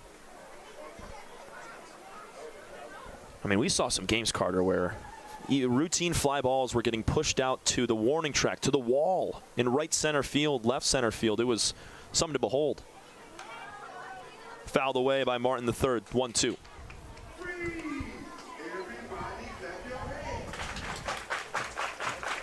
Temperature has dropped a tad down to 70 degrees. This is my perfect baseball weather, though. Partly cloudy, a little bit breezy. You get in the 70s. You're playing ball. Here's another foul ball. Sherman Martin III continues to fight in a 1-2 count. The sun can be a problem at a ballpark. No doubt about that. And usually half the ballpark's covered off. But I agree with you. This is as good as it gets. And you talk about the fatigue in some of these guys. You said the sun plays a part. These guys are out baking in the sun for 4, 5, 6 hours, and that can play a huge role. Here's a ball in the dirt. Demetral picks up on the dirt ball read. Heady play from Andre Demetral, runner at second base with nobody out. Yeah, good job by Demetral. He was looking back at the catcher to make sure he had the chance to go and gets into second easily. And Andre, he was looking for that ball to just bounce away from Torres even a little bit. If Ray is able to snag that ball, there's a chance to throw down to second base. We have a pitch clock violation on Pichardo. The count will now move full 3-2. But Demetral needed to see that ball kind of ricochet off the gear of Torres to even attempt down to second. And it was, I mean, he was standing up. Full count, swing and a miss. Martin III goes down for the second time today. One down with a runner at second. Next up for the Unicorns, the third baseman, number 15, Austin. It's a big strikeout for Julian Pichardo. Needed that right there with the leadoff man at second base. In a 1-0 game, we mentioned last inning, Beavers are going to need maybe a couple more because Utica, I mean, as we said, hitting under 200 as a squad. They have 96 strikeouts as a team. That leads the league. In this Beaver lead, that's going to fall on the shoulders of Pichardo. If he can find a way to strike batters out, get ground ball outs, the Beavers can hang on to the 1-0 lead and maybe even extend it when they head up to bat. Even with those negative stats, though, they find a way to win games and score runs. Demetral was taken off for third on a steal. He's got to retreat. Ochoa pops out to center field, caught by Perez. 2 gone with Demetral still at second base. You mentioned the runner trying to advance from second to third. We've seen a lot of steal attempts here tonight in both games. And on that one, I don't know if it's completely necessary. Maybe I'd be saying something different if it was successful, but wasn't able to tag up because of it. Jared Weber, a walk his first time. Rests the bat on the right shoulder. Takes a slider and rips it to left field. Back goes Bolin, and he makes the catch over his head for out number 3. Nice swing from Weber. Just got on top of it a little bit. Could have gotten out of here with a bigger swing. We build roads, bridges, wind farms, and pipelines, schools to skyscrapers. Our members create monuments. We operate. We're the operators and mechanics behind the advanced heavy machines that move Michigan forward. We maintain boilers and HVAC. Our members run the complex heating and cooling systems that we all depend on. Our training is second to none, and safety is our priority. We are Operating Engineers 324, and we keep Michigan running.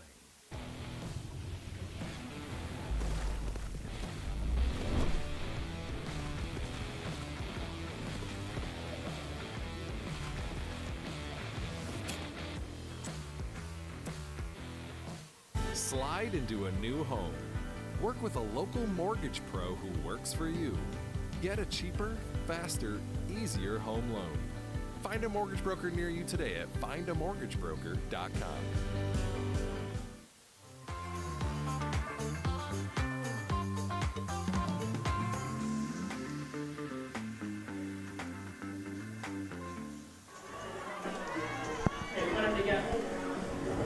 Bottom three here from Jimmy John's Field. Some fans enjoying some sweet treats as we enter the middle innings of Game 2. New pitcher on the mound for the Utica Unicorns. Ben Kreisen, his day is done after 2 frames. It's now Vincente Mendoza. Yeah, Mendoza. This will be his 5th appearance of the season, and in just 6 innings pitched, he's given up 4 earned runs. He's walked 6. He's got 5 strikeouts, so can be shaky, but has shown in a couple of games that he has the ability to get out. This may only be a 1-inning outing for Mendoza, though. He's mixing a fastball, a 4-seam fastball it is, curveball, slider, and how about this, a little bit of a knuckleball, something we may see today, maybe not.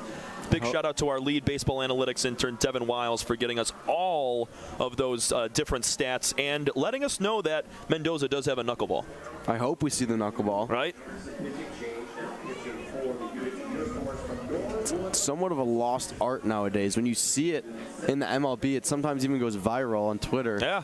Just for seeing it. Back in the day, man, the late Tim Wakefield, him and R.A. Dickey throwing that every single pitch. Those are the golden days. R.A. Dickey. I miss that, man. Yeah.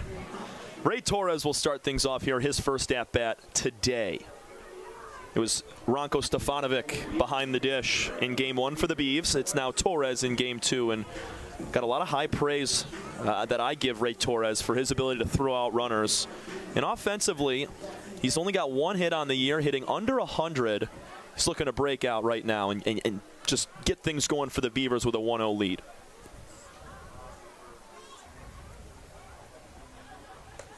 First pitch from Mendoza, a called strike on the outside corner. I think we're going to see a lot of that fastball. Maybe hoping to just work through the inning quickly. Not really pitching to contact, but if they hit on it late for a righty, it could go straight to second and so on. 0-1 pitch is a little bit low. Good take from Torres, evens the count up.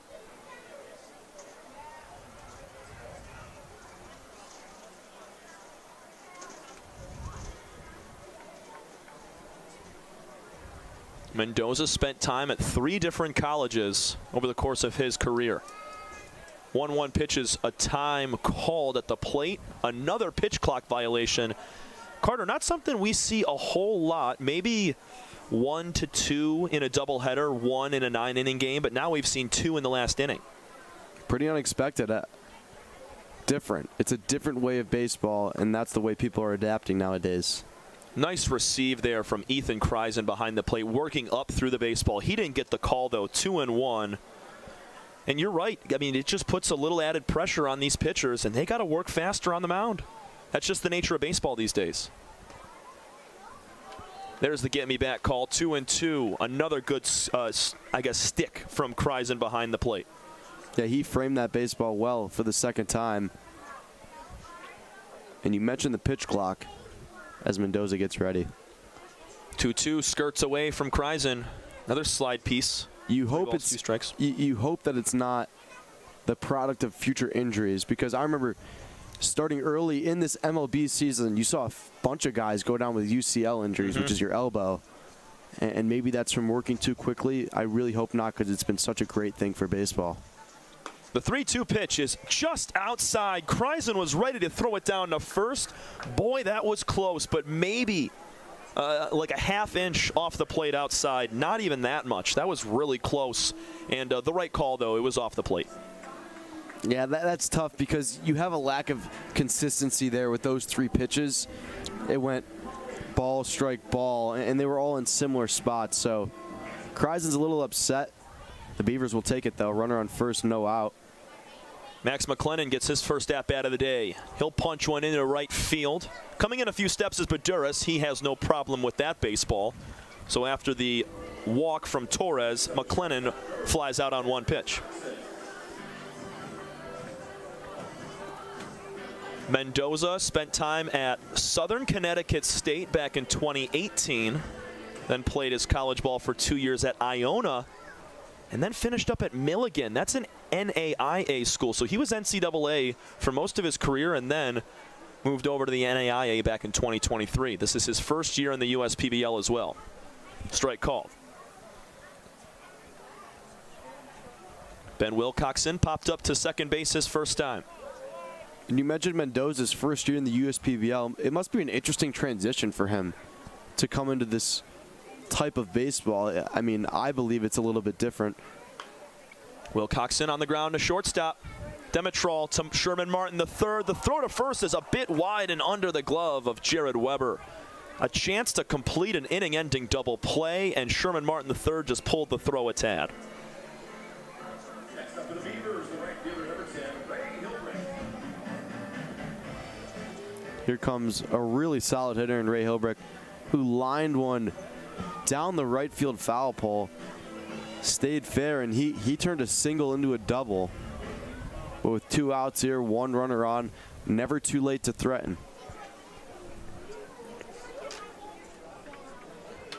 If he does that same swing, he could score Wilcoxon, who's taken off for second. The throw is in time. Ethan Kreisen nabs the runner, Wilcoxon. He was trying to steal a bag on the first pitch to Ray Hilbrick. Textbook throw right there. All he had to do was catch the ball, and it was right on the runner. We head to the 4th. Doesn't get any more perfect than that for Ethan Kreisen. 1-0 Beavers. We'll be right back. With a transforming world, we can see how drastically the world is heading towards automation. And so, we need 24/7 surveillance and security systems for our homes and businesses to avoid any theft or breach of privacy. JARPCOM brings the installation of security cameras to the tip of your fingers with our state-of-the-art mobile app. JARPCOM also provides surveillance monitoring of your entire property with flexible options that offer a dependable solution to be scaled to fit any domestic or commercial need. Contact JARPCOM today for a free estimate at 800-369-0374 or look us up on the web at jarpcom.com. Check your checking. If your account doesn't get you pumped, amped, or geeked, make the switch to Genius Checking from Genesis Credit Union. It's just genius.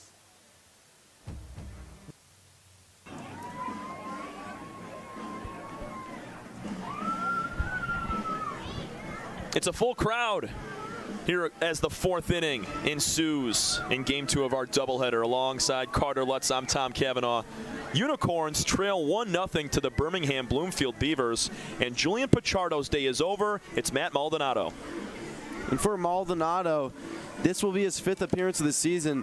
We've seen him starting off games for the Beavers, but the righty has a task at the moment. The Beavers hold a 1-0 lead. He's got to hold on to it. Taking a look at his stats a little bit more closely, in a little over 4 innings pitched, he has given up 11 runs. So he's got to buckle down there. A few tough outings, 12 walks to just 4 strikeouts. But taking a look at his pitches that he likes to go with, it's a lot of fastballs, and maybe that's why he's had a tough ERA. Because if you throw the fastball down the plate, they can take it deep, but also the curveball and changeup every once in a blue moon he likes to throw in there. Yeah, the changeup almost never. at 0.7% of the time he's throwing that changeup. So if you're a hitter, you're sitting on 1 of 2 pitches. You're looking at that four-seamer and that curveball. But you mentioned it, the biggest stat that jumps out from Maldonado is all those walks with 12. And his batting average against is at 176. So that's pretty solid, but if you can keep those walks down, the entire year will change for Matt Maldonado, because right now he's allowed 11 runs, and a lot of those are because of the walks, not because of the hits. 100%.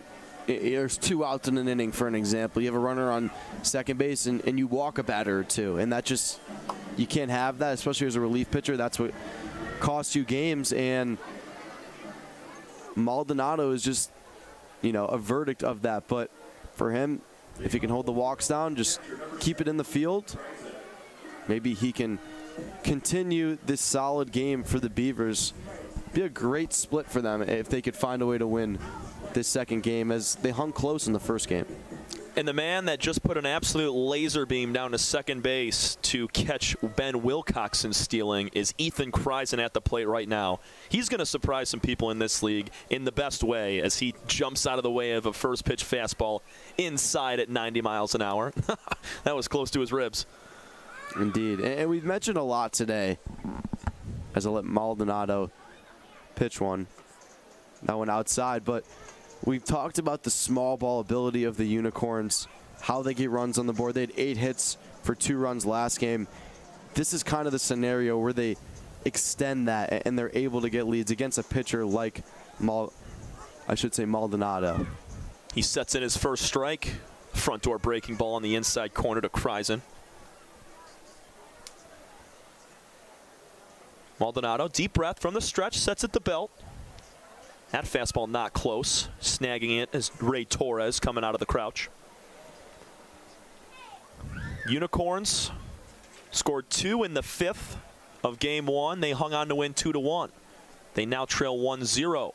As this is going to be a walk to Ethan Kreisen. That pitch a little bit high and inside.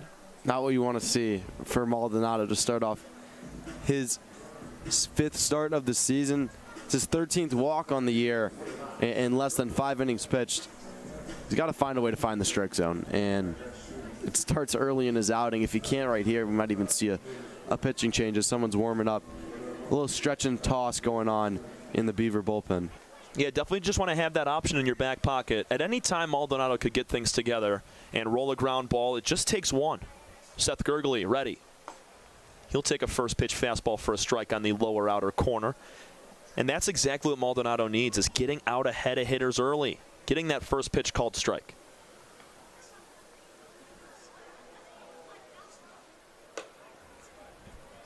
(0-1) turns to 0-2. Strike zone's expanded a little bit for Maldonado. Those a little bit outside, but he's now ahead in the count, and this is what you need after walking that first batter. Small lead at first for Kreisen. Now he takes off for second. That ball's going to get by Torres. It was in on the feet of Gurgley. Torres was up out of his crouch trying to throw down to second in time, and it gets past him. Kreisen takes second base. Nobody out. That's the result of those walks that we see. Not only are you getting players on base, but they can advance. And you let a speedster on base like Kreisen, he gets to second. He didn't steal a base in his debut earlier this week. The 1-2 pitch, swing and a miss. Gurgley goes down on strikes, and that's a huge rebound for Matt Maldonado. Yeah, definitely a big-time rebound. Needed to show that he can work an at-bat like he just did. So now 1 out, runner on second. You just want to hold these Unicorns. You have to take advantage. If they give you a ground ball, you got to get an out, because they will make you pay if you let them hang around in the innings. Yeah, we saw that back in game 1. The first pitch to Tyler Shin is lifted in the air. Right side, foul ground. O'Neal Burgos coming over, can't make the catch. A little bit out of his reach right there. And, Carter, you've seen it over the first couple weeks of this year. A lot of those foul ball pop-ups down the first base and third base side, corner infielders have trouble with them. Yeah. The ball kind of spins back in towards the field. It does, and maybe they're a little nervous. You got the Pavilion right there, people watching right in front of them, but no, we do see that frequently. So whenever you fly one out to right field, you got to be ready to keep going. We have time on the field as our umpires will converge and have a conversation. Julian Pichardo, by the way, he pitched 3 innings of work. He gave up 3 hits. Check that, he gave up 2 hits and walked 2 without allowing a run. Conversation over between our umpires.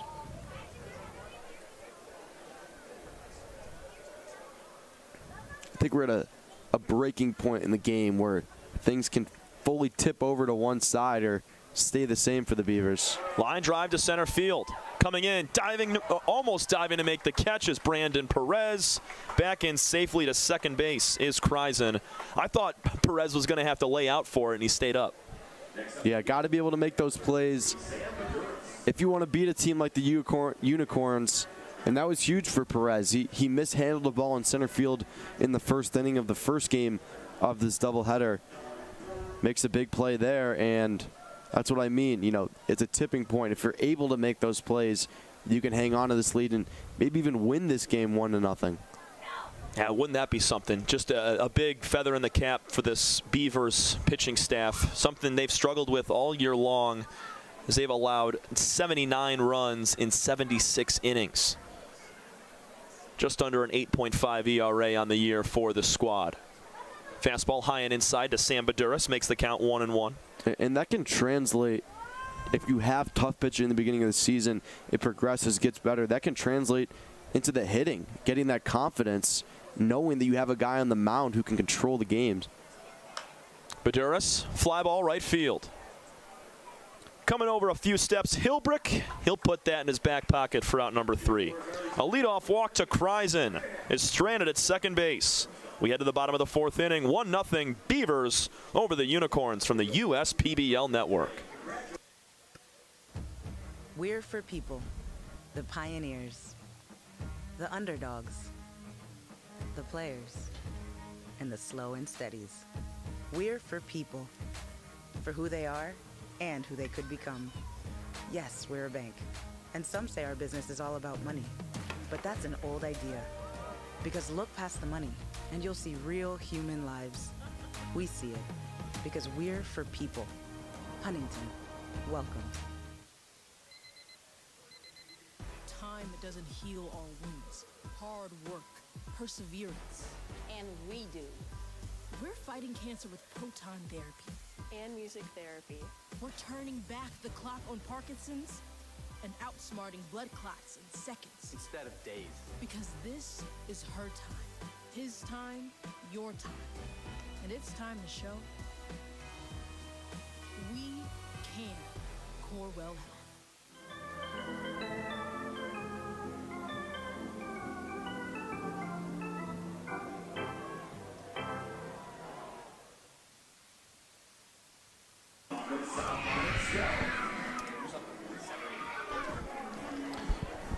Andrew Severini will take the ball from Vicente Mendoza, and he'll be the second reliever, 3rd total pitcher for the Unicorns as we enter the 5th inning of play. Or sorry, bottom of the 4th inning, I'm sorry. Yeah, and for Severini, he has those 3 pitches that you see from a ton of pitchers around all of baseball. He goes fastball, changeup, and curveball. So nothing wrong with that. It can also work in a slider, but for his season so far, this is going to be his 9th appearance of the year. And the main storyline regarding him, 11 walks given up in about 10 innings, 10.1 innings. Yeah, the control has been a little off for Severini so far in his first 10 and a third innings. A .243 batting average against, so hitters doing okay against Andrew, but also he's given up just 2 doubles on 9 total hits in those 10 frames.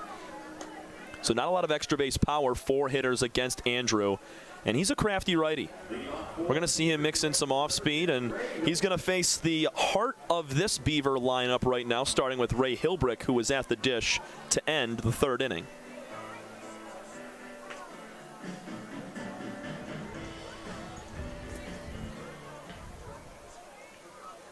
Our sun is gone. It's getting somewhat a little bit chilly. Yeah, I'm feeling the breeze. I'm feeling it come on in right now. Hilbrick pops it up. Left side. Check that. Ochoa makes the catch. And our crowd's emptied out a tad. We still got some fans here, but as expected, getting a little bit colder, gearing up for tomorrow for the day game for Father's Day. East side versus west side, 105 start. Will be on the air at 12:50. Matt Piotrowski. That should be a fun one. Oh, yeah. Considering the game that we saw yesterday, 8-7 final win for the Mammoths. Nothing but fireworks between those two teams all year long. Piotrowski with the sacrifice fly. That's the difference in the game. Takes a strike on the outside, 1-1. Kreisen's frame there. He yanked it back in. Kreisen's showing he's got the arm and the glove. It's a chopper fouled on the third base line. 1 ball, 2 strikes to one of the best hitters on this Beaver team, and Matt Piotrowski from Lancaster, Pennsylvania. He's been somewhat quiet in these first 2 games, but was able to get that RBI, the only RBI we've seen in this second game of the day. Ball bounces up on Kreisen, checking on our home plate umpire.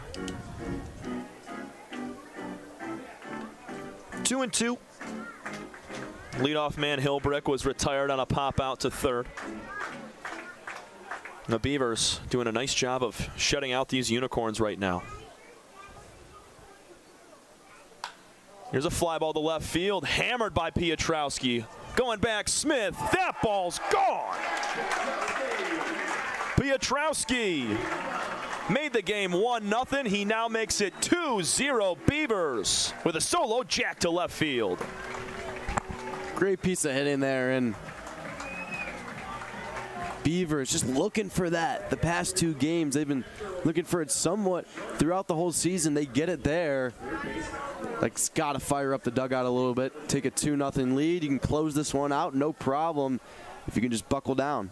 341 feet out to left center field. 2-0 Beavers as Piotrowski takes Severini deep. Oh, Burgos swings at the first pitch and pops it straight back over the press box. Nice swing from Matt right there. That was a middle pitch, or down and away. I'm sorry. I think it was on the lower outer half, and he kind of went down to get it. Put a lot of barrel on the ball. Severini misses, 1-1.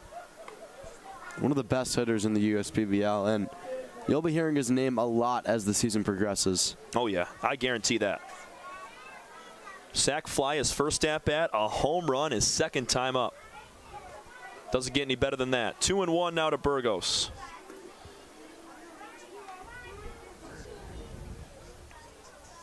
And Severini doesn't give up the long ball. Hasn't all season long. As he gets Burgos to swing and miss there. First home run given up by the righty. We talked about it when he came on. Not a lot of extra base power, just 2 doubles and 9 hits. And then Piotrowski takes him deep. Burgos, way out in front, swings and misses at a breaking ball in the dirt. Kreisen will complete the strikeout. 2 gone as Burgos goes down swinging. Yeah, we couldn't go the whole game without an announcer's jinx. We needed one in there. We did need one. Piotrowski sends one to deep left. I pay the price. It's all right. Beavers take the 2-0 lead. And the worst one that I do is if it's a 3-2 count, I mention how many strikeouts or walks the guy has, and then usually comes to fruition in the worst way for whoever's at the plate or on the mound. You got to be careful with those 3-2 counts. Christian Ortega late on the fastball, swing and a miss. He struck out swinging his first time. That was back in the second inning. 2-0. Beavers on top thanks to Matt Piotrowski. 2 RBIs today, 1 in the first and 1 here in the fourth. Strike called. Make it 0-2.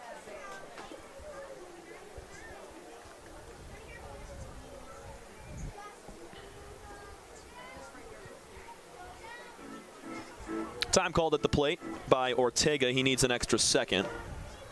MLB rules stand that each batter gets 1 timeout of about a pitch clock of 18 seconds. 0-2 pitch to Christian is a little bit low. Severini was hopping off the mound thinking he just had back-to-back strikeouts. It was really close there, but goes the batter's way. You can guess he's going for the strike zone on this one. 1-2. Strike 3 called. Rings up, Ortega looking. Back-to-back Ks from Severini after the Matt Piotrowski solo shot to left field. Beavers make it 2-0. We go to the 5th. You're watching USPBL baseball here from the USPBL Network. Slide into a new home. Work with a local mortgage pro who works for you. Get a cheaper, faster, easier home loan. Find a mortgage broker near you today at findamortgagebroker.com. With a transforming world, we can see how drastically the world is heading towards automation.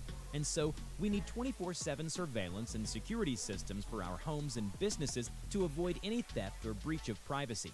JARPCOM brings the installation of security cameras to the tip of your fingers with our state-of-the-art mobile app. JARPCOM also provides surveillance monitoring of your entire property with flexible options that offer a dependable solution to be scaled to fit any domestic or commercial need. Contact JARPCOM today for a free estimate at 800-369-0374 or look us up on the web at jarpcom.com.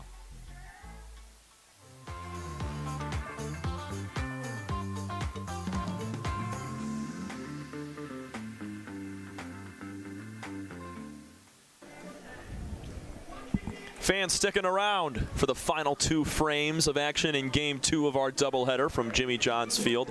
Alongside Carter Lutz, I'm Tom Cavanaugh.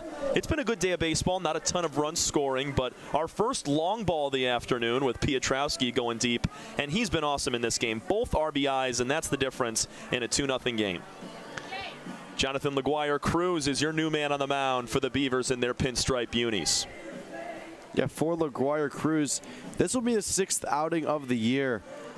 And in 6 2/3 innings pitched, he's given up 9 earned runs, and a lot of that falls on the 11 walks he's given up. But looking at his pitch type, he loves that fastball. Over 70% of his pitches are with that 4-seam heater, and then he also likes to go with the slider and rarely throws in the changeup. But now the Beavers up 2-0. Just got to find a way out of the inning. Got to be careful against the Unicorns. Yeah, Utica looking to get scrappy here in the late frames. And 11 walks given up in less than 7 innings. Joe Smith will lead things off against LaGuire-Cruz. His last outing was a good one. Jonathan pitched back on Thursday in a game against the Mammoths. He had 6 walks in 1 outing, and that's why his numbers seem to be skewed right now. But he's got good command, leaves the first pitch outside to Joe Smith, who's 0 for 1. And he throws hard, 91, 92 miles an hour with the fastball for LaGuire-Cruz. He's also got 7 Ks in those 6 2/3, so even with the high walk rate, he's striking out 1 per inning.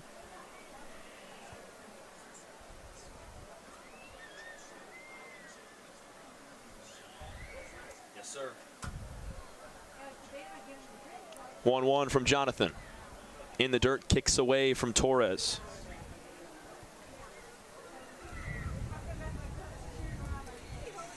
Two runs, 2 hits, no errors for Birmingham Bloomfield. Utica, no runs, 2 hits, no errors. We've only seen 5 total runs as that pitch misses just a bit high as it comes back onto the screen. Yeah, maybe a little bit too much with the old-fashioned leg kick from LaGuire-Cruz, but he's got to find the strike zone. It's 3-1 count. Can't just keep walking guys when you're up 2-0. That's ball 4 inside. This is the same way that the Unicorns started last inning. They've had a leadoff man on in each of the last 3 frames and have not been able to score a run yet. It's only a matter of time before Utica is able to get a clutch hit and get across for a couple of runs, because Kreisen walked a leadoff last inning, didn't come around. Demetral singled to start the 3rd. The next 3 were sat down in order, so at some point, Utica is going to find themselves a hole and get a run or 2. That fastball spiked in front of Torres, who somehow keeps it in front of him. 1-0 to Demetral. And, Tom, you're 100% right. You can't keep giving them opportunities, because for instance, with runners in scoring position, let's say they're 30% with scoring. If this is their third opportunity, they're going to find a way. And you also got the top of the order here. So someone warming up in the bullpen, got to be careful, got to be smart as a manager. Joe Smith going to take off for second base. Torres, he's got an arm, the throw down. Not in time, just sneaking in with the foot is Joe Smith. It was a good throw from Torres, just left it a little bit low. Piotrowski had to pick it and then tag. Yeah, pretty solid throw. And I think that was just a great piece of base running there from McLennan. Count moves to 1-1. Smith, I should say, not McLennan. Small lead over there for Joe at second. That ball is just a bit low and outside to Demetrol. Good take. That pitch was close, and we continue to talk about how good Andre is at laying off those borderline pitches. Take a look at the Beaver bullpen getting active. McGuire Cruz leaves another one down and away, and that's kind of his common miss point. He has missed a few times inside to a right-handed hitter, but a lot of times he's coming across his body and pulling the ball into the other batter's box. Here's the 3-1. In the dirt. Back-to-back walks to Joe Smith and Andre Demetrol have 2 on with nobody out. And now you got to really think about it if you're the Beavers. Do you keep McGuire Cruz out there to work out of the jam? I think he gets at least one more batter here. Yeah, he's going to get one more batter here, but you really got to be careful. And on a 3-1 pitch, like, it feels as if when he wants to throw strikes, he sometimes can't, and that can really cost you. But with Baguette up, he's had a great day. Strike called to Patrick Baggett. He is a pinch hitter for Sherman Martin III. Sherman Martin ends the day with a strikeout and a ground out. He had some rough plays in the field, so makes sense. Baggett had that base hit to left field in game 1 that was booted and led to a run. Patrick's going to try to bunt now from the left side. He fouls it away. Baggett spent the entire first game, his first 3 plate appearances, from the right side of the plate. He's a switch hitter, so now against the righty, he's going to be batting left. Surprised he didn't lay down the bunt on the first pitch, just waited till the second.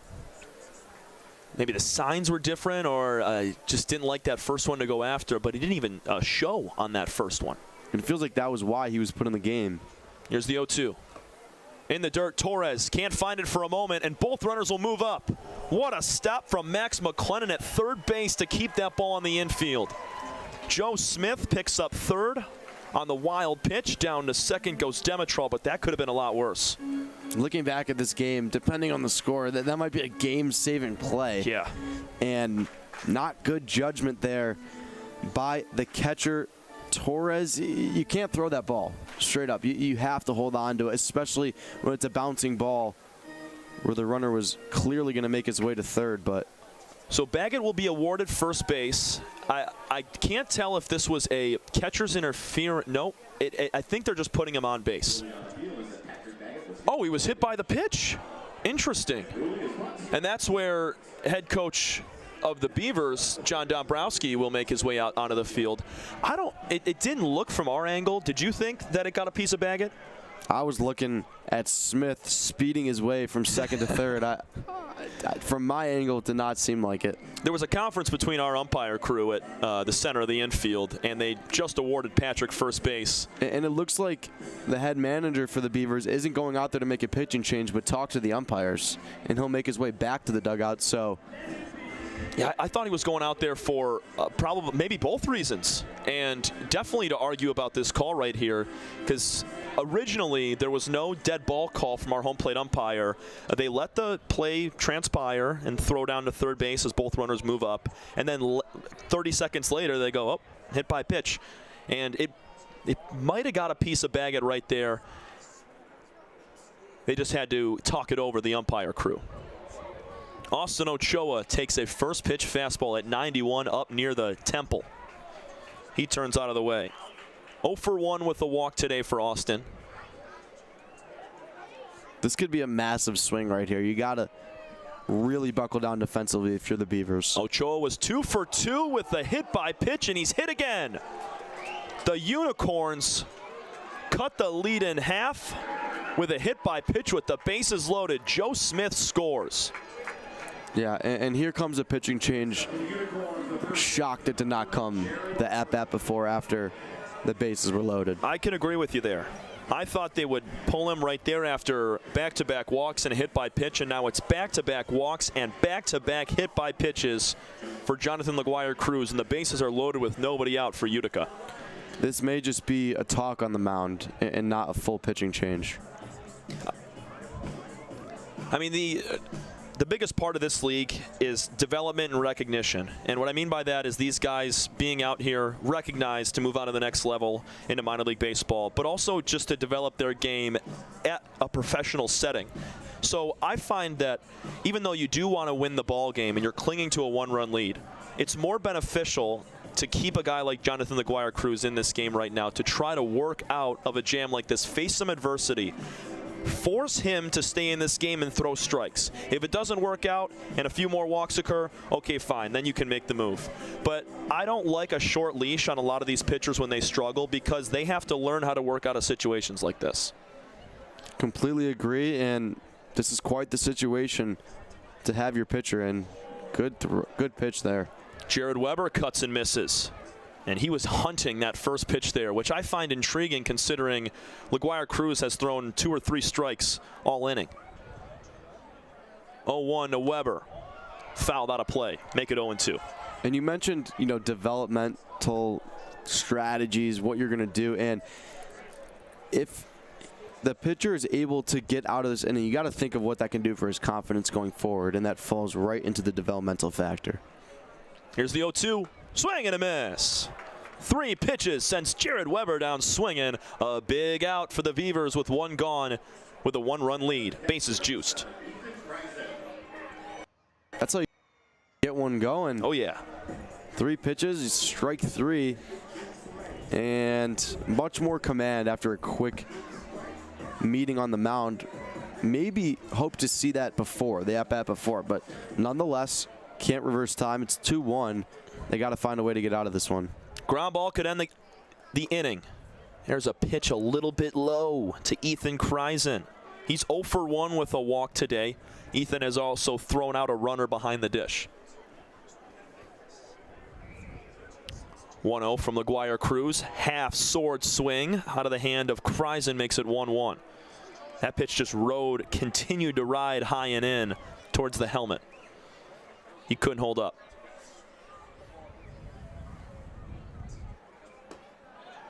The 1-1 pitch misses down. Joe Smith scored on the hit by pitch to Austin Ochoa earlier this inning. 2-1 is your score. There's been 2 walks and 2 hit batters by LaGuire-Cruz. Pop up off the bat of Kreisen. Foul ground. It's going to get into the seats. And another opportunity here for Jonathan LaGuire-Cruz to really make a statement after kind of unraveling in the first couple batters. Wouldn't that be something? Is this the moment for Kreisen, though, a newcomer in the USPBL? Huge opportunity for him. Here's the 2-2 pitch. Low, good take from Ethan. We're going full. Laying off the off-speed right there.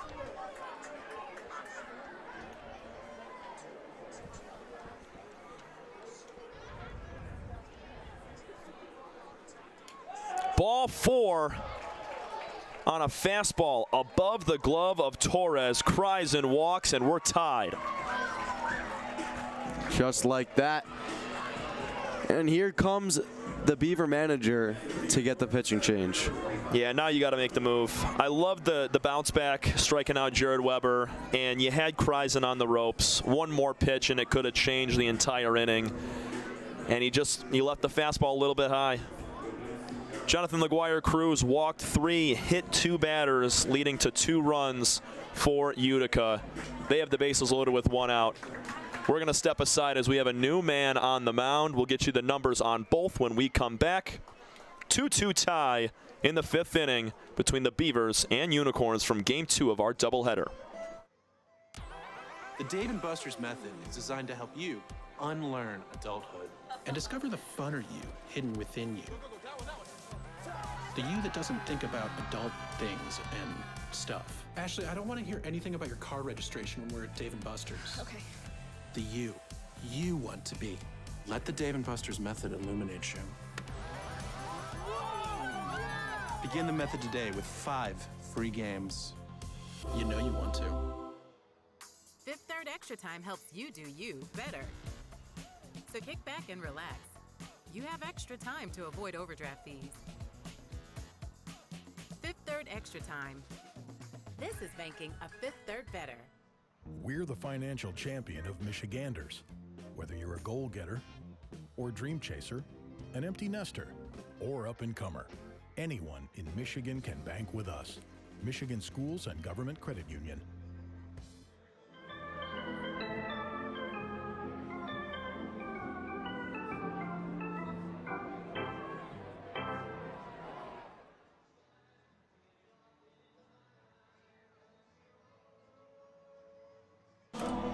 Brett Irwin is your new pitcher on the mound for the Birmingham Bloomfield Beavers. It's the end of the day for Jonathan LeQuire Cruz. He goes a third of an inning, 2 runs allowed, 3 walks, and 2 hit batters.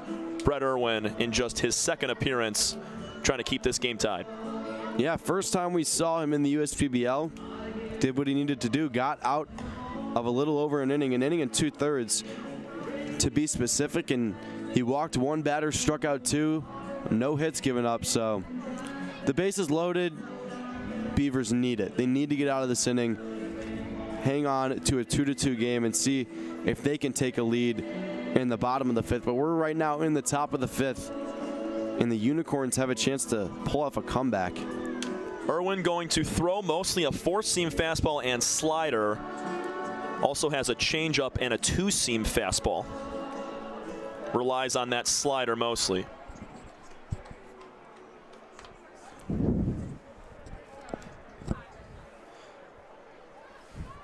Swing and a miss from Seth Gurgley on the first pitch out of the hand of Brett Irwin. It's the 3rd reliever out of the bullpen for the Beavers in this game.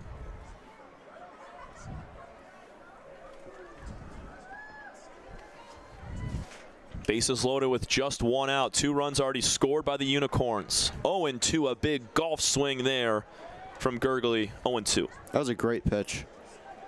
And starting off your day with pitches like that, got to be feeling it early. Irwin sets at the belt, kicks and fires on the 0-2, fouled away. Gurgley stays alive.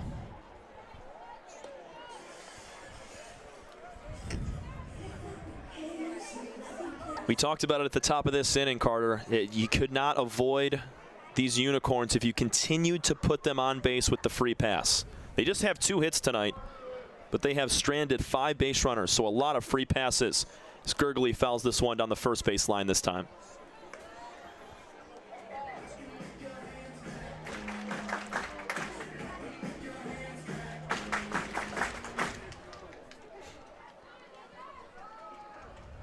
Patrick Baggett at third base. Ochoa down at second. Kreisen, he's at first. 2-2 tie. We're in the top of the 5th inning of game 2. Gurgley ready. Another foul ball back to the screen.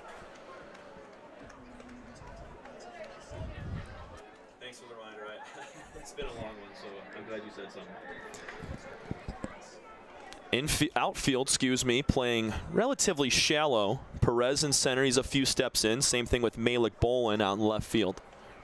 Here's the 0-2 pitch from Irwin. High and outside, jumping out of the crouch is Ray Torres. Standing on pins and needles are both sides right now as we're deadlocked. A ground ball up the middle could do a job here for the Beavers and keep it tied. A base hit could blow this thing open. Breaking ball, strike 3 called on Gurgley. Irwin injected into the ball game and gets an immediate strikeout. Hats off to Irwin. Comes in, just great pitches back to back to back. And just a little bit cleaner than what we saw from the last Beaver pitcher, but now a chance to get out of the inning. You got to work with the cards you're dealt, and the Unicorns 2-2.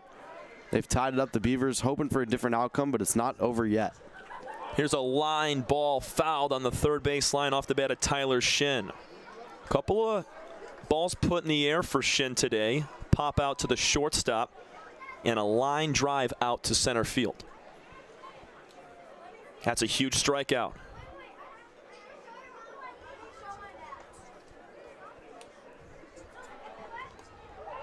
Ball that gets away from Torres on a bounce. Coming to the dishes, Baggett. Everybody moves up on the wild pitch, and it's 3-2 Utica.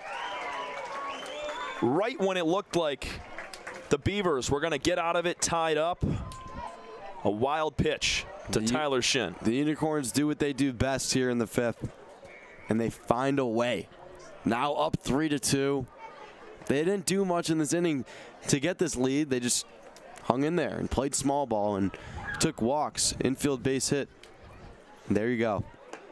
Swing and a miss from Shin as he tried to pull that ball down and away. 1-2. Not a hit in the inning for this team. 3 walks, 2 hit batters. Utica finding a way to scrap across runs and win games. Cut and a miss from Shin for out number 3.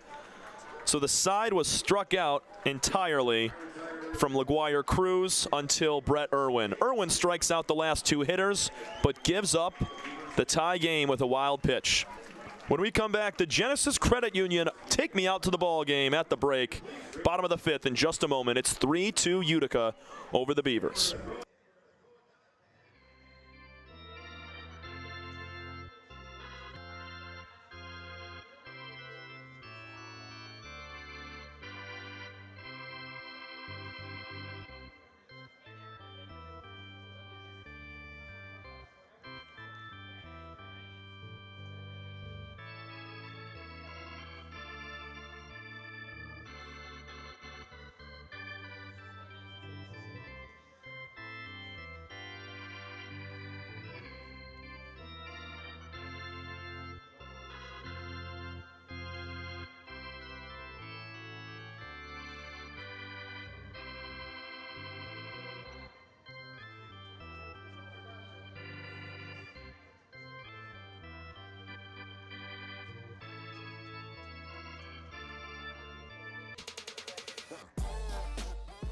Check your checking. If your account doesn't get you pumped, amped, or geeked, make the switch to Genius Checking from Genesis Credit Union. It's just genius. New pitcher for the Utica Unicorns as we enter the bottom of the 5th inning, and a 3-2 lead for Utica. Connor Tomasic onto the bump. Connor, in his 2nd year in the league, a defending champion.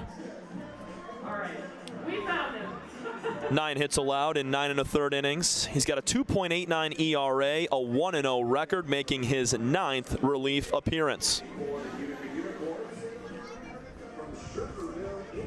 An inning that really just unraveled for the Birmingham Bloomfield Beavers. Started out with Jonathan LaGuire Cruz walking the first 2 batter and then hitting the next 2. A Ochoa hit by pitch led to the first run.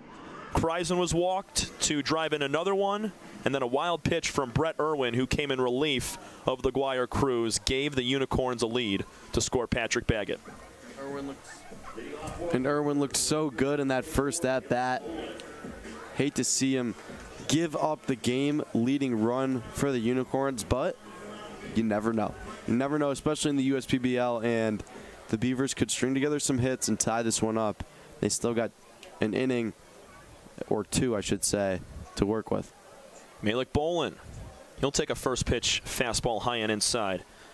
Matt Piotrowski is the one-man show currently for the Beavers. Bloomfield with just 2 hits so far. One of them was a solo homer from Piotrowski. The other one was from Ray Hilbrick, who Piotrowski drove in with a sacrifice fly. 2-0 to start out to Malik.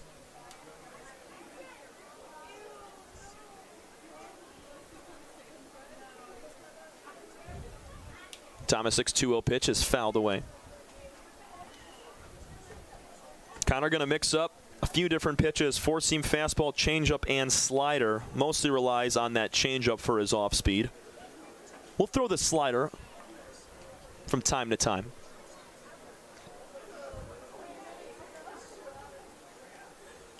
Tomasic 2-1. Fastball down and outside. Hitters count now for the leadoff man, Malik Bolin. He's followed by Bramden Perez and Ray Torres.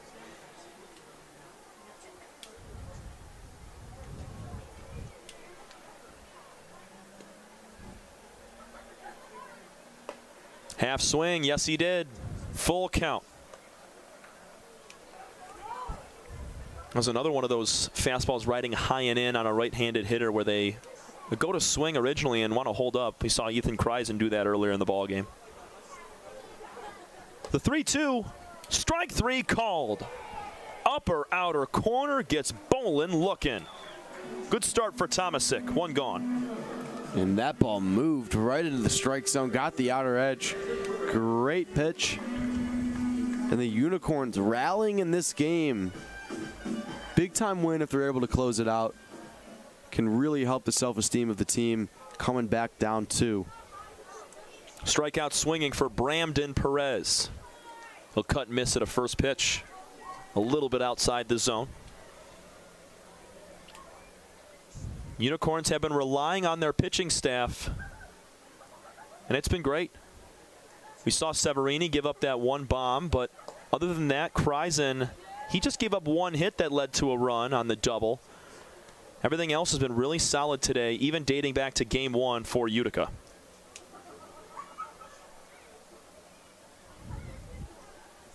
Here's the 0-2 pitch to Perez. Check swing, foul ball. Almost hit the on-deck batter, Ray Torres. He's all over it, though.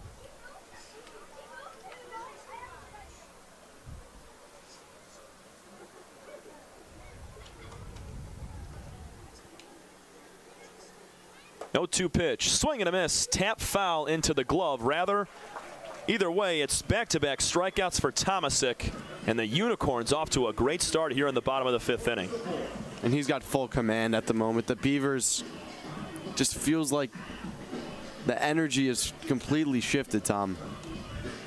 I mean, after the Piotrowski home run last inning, I thought this was the Beavers' game for the taking. Yeah. Chip away, I mean, get a few more runs later in the ball game, but rely on your pitching staff. And just, it was the walks and the hit by pitches in the 5th that just spun things out of control.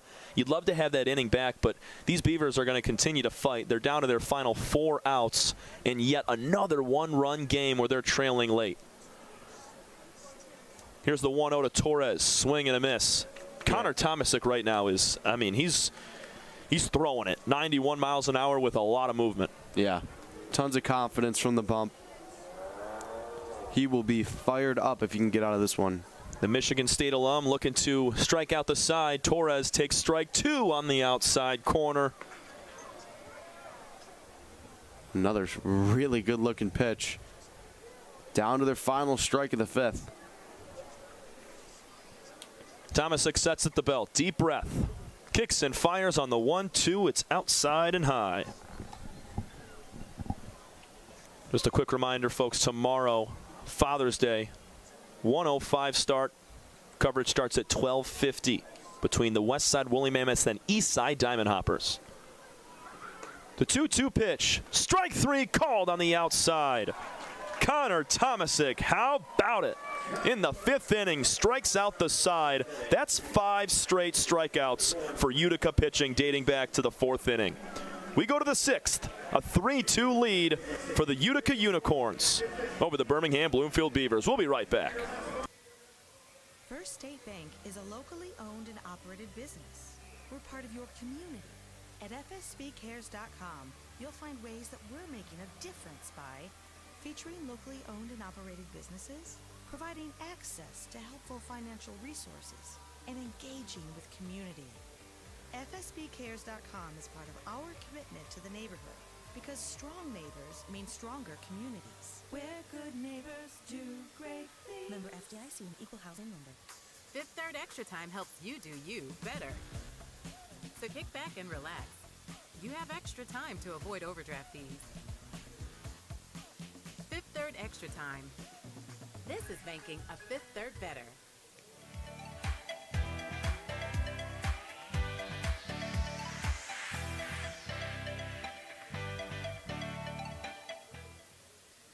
Let's do it. Final inning of play, a 3-2 lead for the Utica Unicorns, trying to tack on a few more. Let's take a look at the USPBL 2024 standings powered by UWM. Eastside leading the way at 9-4. They lost a big game yesterday that helps Westside continue to climb back above 500. They're sitting at second place at 6-5. A big win from the Unicorns earlier today. They're trying to sweep this doubleheader and get out of that 500, kind of what the Tigers are doing right now, being down 2 games, up 500 by a game or 2, and Utica could separate themselves with a big win to move to 8-6, and Birmingham Bloomfield at the bottom of the standings at 2-10. They're going to need to go on a hot streak and hopefully come back in this game to spark something. Yeah, don't get me started with the inconsistency of the Tigers, but for the Unicorns, it's very early in their season. They got a ton of games to play, so taking care of business against the Beavers is going to be key, and then you build off of that. You get opportunities against the top 2 teams in the league, but what a matchup tomorrow. The Sunday matchup between Westside, Eastside, and can't ask for anything better for Father's Day. The 2 best teams in the league straight up. Yeah, we're going to see some good ball tomorrow. I'm thrilled for that game. Will you be on the call for that? I will, 100%.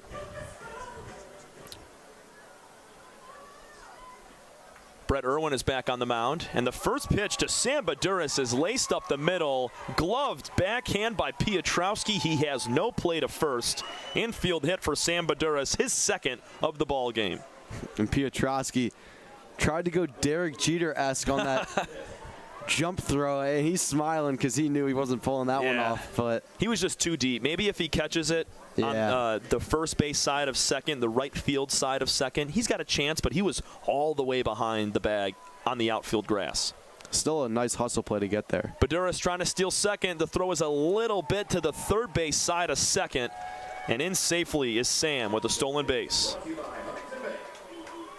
And that's twice now that Sam has attempted a steal on the first pitch. This time he gets it.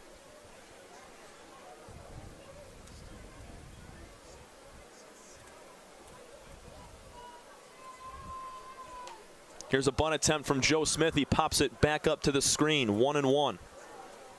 Smith walked, stole a base last inning. He was the leadoff man in the 3-run 5th. Came around to score after Ochoa was hit by a pitch.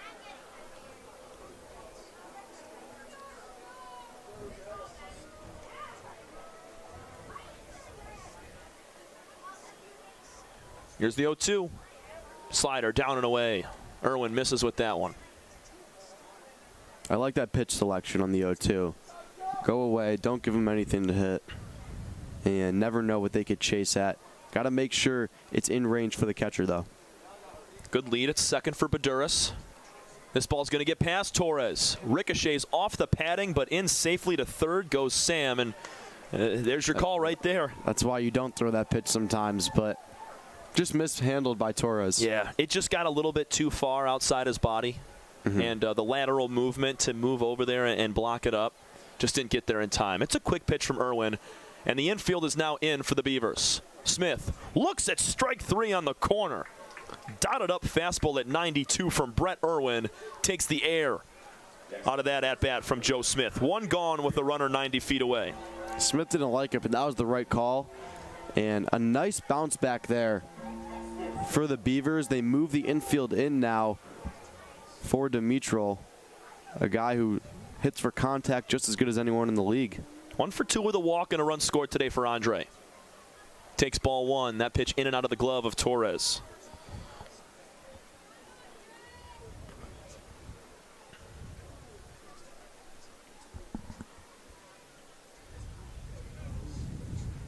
Irwin trying to keep it a 1-run ball game. Strike called on the lower outside corner, 1-1 to Dimitral. Beavers led this thing 2-0. Unicorns scored 3 in the top of the 5th. Andre down 1-2 now after that swing and miss. Just how quickly things can change. Piotrowski with his first homer of the year went deep out to left field in the 4th to make it 2-zip. And things changed after a bunch of walks and hit by pitches. Swing and a miss. Dimitral goes down for out number 2. Brett Irwin showing up in a big spot. Back-to-back Ks with a runner at third base.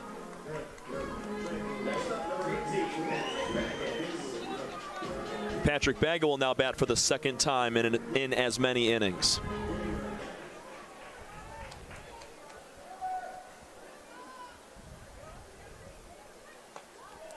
First pitch inside, gets away from Torres, not too far. Retreating back to third base will be Baduras. That's the same spot that the ball caught Baggett on last inning. There was a little bit of a controversy on if the ball hit Patrick or not on a slider out of the hand of LaGuire Cruz. And they gave him the base. Led to another run. Can't afford to get wild here. 1-0 from Irwin. High at the eyes. Yeah, just got to relax a little bit. Need to find the strike zone. You know, it's not the end of the world if you walk someone here, but you don't want to get wild. Yeah, considering there's been 2 wild pitches out of the hand of Irwin in his first inning of work, or it's inning and a third. The 2-0, Baggett lifts one out to left field. Bolin going back. It's over his head, all the way to the wall. Scoring is Baduras. Cruising into second with an RBI double is Patrick Baggett. 4-2 Utica, and the first double of the year for Patrick and his third RBI. Baggett goes oppo, and a really nice play there. Great piece of hitting. Came in as a pitch hitter for this game, and he's done what he's needed to do. Utica taking advantage of the relief pitching from the Beavers, and since Baggett's come in the game, they've had a rejuvenation. And that's the first run of the game for Utica that was driven in. Everything else has been a wild pitch, a walk, a hit by a pitch to score a run, all with the bases loaded. And a clutch 2-out swing from Patrick Baggett as this ball's lifted out to left from Ochoa. Coming in, Bolin. He makes the catch for out number 3. And the Baggett double extends the lead for the Unicorns. We go to the bottom of the 6th inning. Beavers need 2 runs to tie, 3 to win. They're in jeopardy of dropping both games in a doubleheader to the Unicorns on a beautiful Saturday night. We'll be right back. The Dave & Buster's method is designed to help you unlearn adulthood and reset our life around zapping stuff and cheering for stuff with your friends. Begin the method today with 5 free games. You know you want to. Fifth Third Extra Time helps you do you better. So kick back and relax. You have extra time to avoid overdraft fees.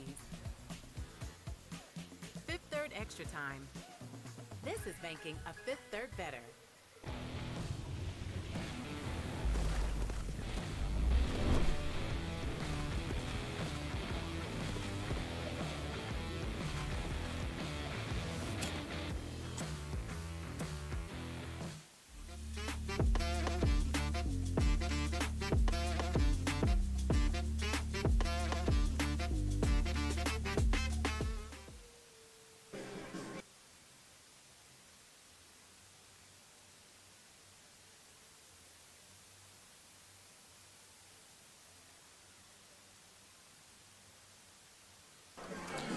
Connor Tomasic called on for another inning of work, and why not? He struck out the side in the 5th, and he's looking to shut the door up by 2 and complete a sweep against the Beavers.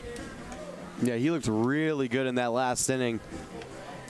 You're right, why not go back to him and just find a way to get out of this one. They got some insurance last inning, and that's huge, I believe. I think the Beavers, they can threaten with a run. With 2, that's a different story. Coming up for Birmingham Bloomfield will be Max McLennan. He's scheduled to hit, and then it'll be back to the top of the lineup in Wilcoxon and Hilbrick. So there's some positive spots here to try to come back and tie this game up. Pietrowski will follow after that if there's a base runner. So you have guys in the position here to battle back and, make some drama. And a very similar situation to our last game, Carter, because Utica, they scored their 2 runs in game 1 in the 5th inning to win the game 2-1. In this game, they score 3 in the 5th and add some insurance in the 6th. So all the runs coming late in both games today.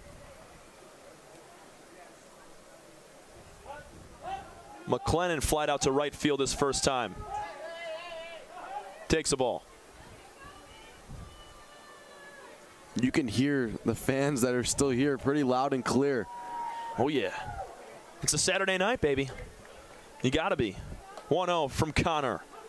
Down the heart of the plate. Evens the count up 1-1. And we just heard everyone singing the Saturday Night by Elton John. So good night for baseball and 2 good games that we've had. 1 ball and 2 strikes now. McLennan looks at that one. And a little different scenario. I mean, Beavers went down in just about 7 pitches in the 6th inning last game. They're going to try to work Tomasic here and try to get some quality at-bats. The 1-2 is off the plate outside. Trying to frame that was Kreisen. Could not pull it back in. Yeah, we saw not a great piece of hitting the last time the Beavers were down and were trying to come back in that last game, especially with the leadoff hitter in the 6th. So trying to rewrite the script. The 2-2 gets a piece of McLennan. High and inside with the fastball, and the leadoff man aboard here for the Beavers. Yeah, that 2-seam that worked super well last inning. He got back-to-back pitches for a strikeout. Outer half of the strike zone. He tried to work it there, and it was 2 inside. It hit the elbow of the Beaver batter. So now they have a chance compared to the scenario from last game. Top hitters in this Beaver lineup will come up, starting with Ben Wilcoxon. Then it's Ray Hilbrick, Matt Piotrowski, and O'Neill Burgos.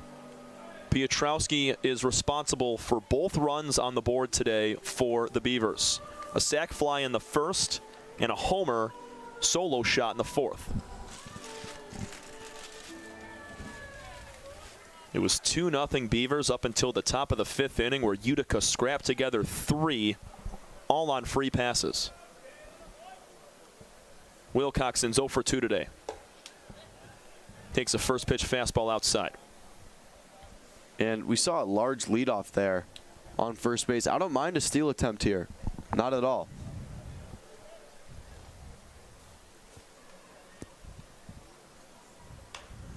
Here's a pop-up. Foul territory. Weber coming over. Makes the catch, traveling onto the dirt. Wilcoxon beside himself at the dish as he fouls out to the first baseman. 1 gone with 1 on. Yeah, you hate to see that from Wilcoxon, a 320 hitter. Checking his swing almost, and unfortunately he flies out in that scenario. You don't want to have that. It's a costly mistake. That's where that 2-seam fastball works well for Tomasic, because he ties up Wilcoxon right there, and all he can get on the baseball is a little bit of the handle of the base of the bat. First pitch called strike to Ray Hilbrick. A double in the 1st inning. He scored on the sac fly. He then popped out to third base his next time.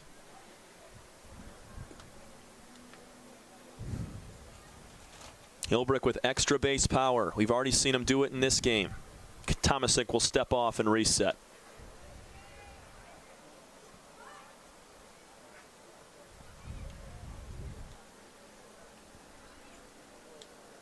Hilbrick holds the hands in close. Very wide stance, awaiting the 0-1 pitch.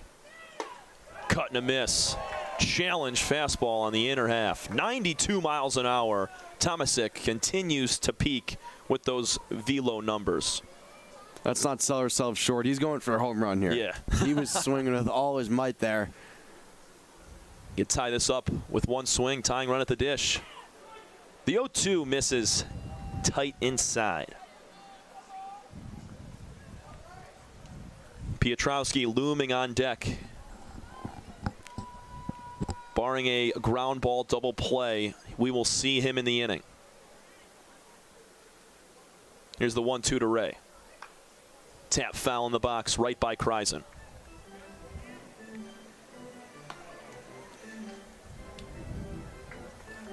Another good showing from the bullpen of the Unicorns. That one blemish was the home run from Piotrowski out of the hand of Severini. Everything else was solid, though. Mendoza had a good inning. Tomasic, I mean, he struck out the side in the 5th.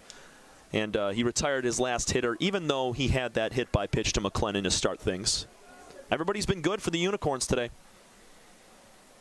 1 ball, 2 strikes. Fastball outside. That was a little bit high, rather.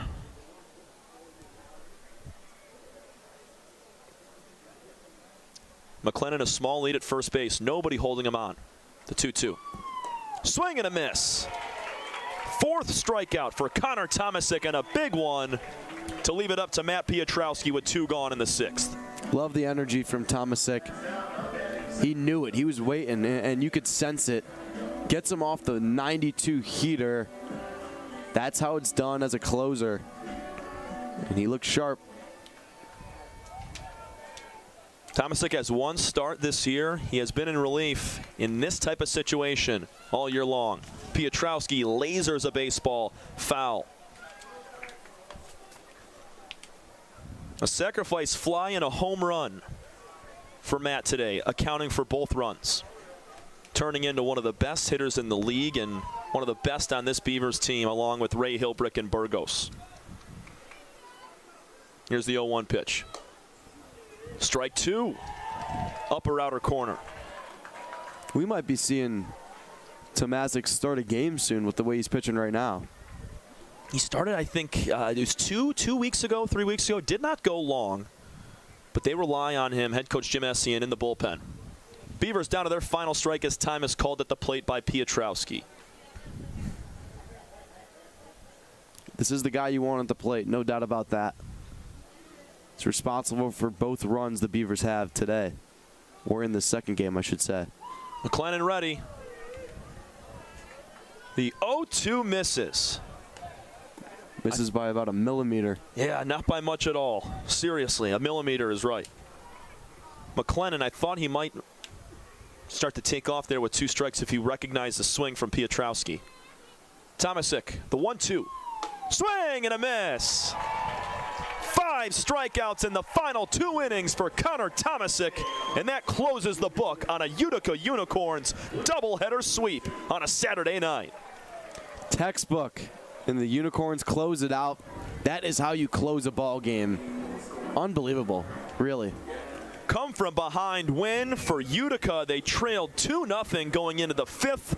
They grabbed 3 on some walks, some hit by pitches. No command from the relief side of Jonathan LaGuire Cruz to allow those 3 runs. And Patrick Baggett, his RBI double in the left center or the left field line, makes it 4-2, and that's all she wrote. Falling to 2-11 are the Beavers on the year. Utica is now 8-6 on the season. Carter, I really appreciate you getting on the call with me today. This was so much fun. A great game, or great 2 games of baseball. Give me your final thoughts on what we saw today on softball night and Bark at the Park. First thought, Tom, you're the man. Thank you so much. Really appreciate it. You. And yeah, we had a ton of fun here today. Final thoughts. Tomorrow's going to be a great ball game. I know that. But tonight, regarding the Beavers, I want to see that improvement for the rest of the season.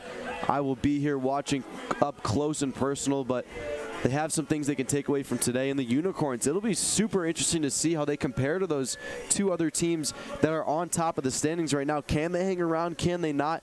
They're going to have to continue to pitch well, and we saw some good pitching here tonight. We did. In Game 1, you had Den start the ball game. Bonnet, Bauman, and Colucci all chipped in for some awesome baseball, just allowing 2 hits. Kreisen made the start today, gave up 1 run. Mendoza, Severini, and how about Connor Tomasic, man? We haven't seen him this solid all year long, even dating back to last season. Love to see it. Head coach Jim Essien has got to be pleased as they're 2 games above 500 right now. Let's name him player of the doubleheader. Oh, yeah. We'll I agree with that. Yeah, 100%. Piotrowski would have been up there as well if the Beavers were able to pull out Game 2. And we cannot get it lost that Piotrowski was awesome in this game with a solo shot and a sacrifice fly.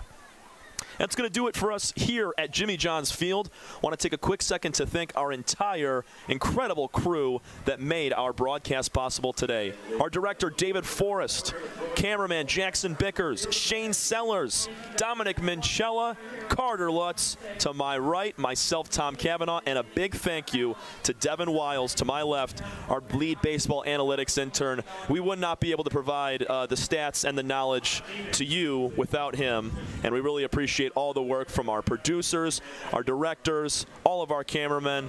It's a great group. Tomorrow night, or tomorrow morning, I should say, 12:50, we'll have coverage of West Side versus East Side on Father's Day, 105 first pitch, live on the USPBL network.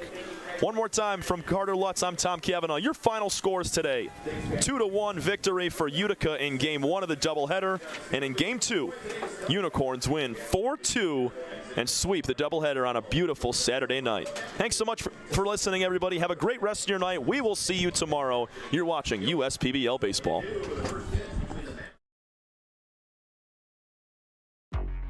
If I hit a home run, then you know what's going out of the park. Yeah, bases loaded, we ain't letting up. Scoring back to back, you can count it up. United we stand together, divided we fall. Ain't no turning back, we done came too far to turn around and have a seat now. We don't compare, cause we unicorn. Unicorn, illuminate the dark with my uniform. Every time you see me stand up and salute me. It ain't no competition, not even from you. If I hit a home run, then you know what's going out of the park. Yeah, bases loaded, we ain't letting up. Scoring back to back, you can count it up. United we stand together, divided we fall. Ain't no turning back, we done came too far to turn around and have a seat now. We don't compare.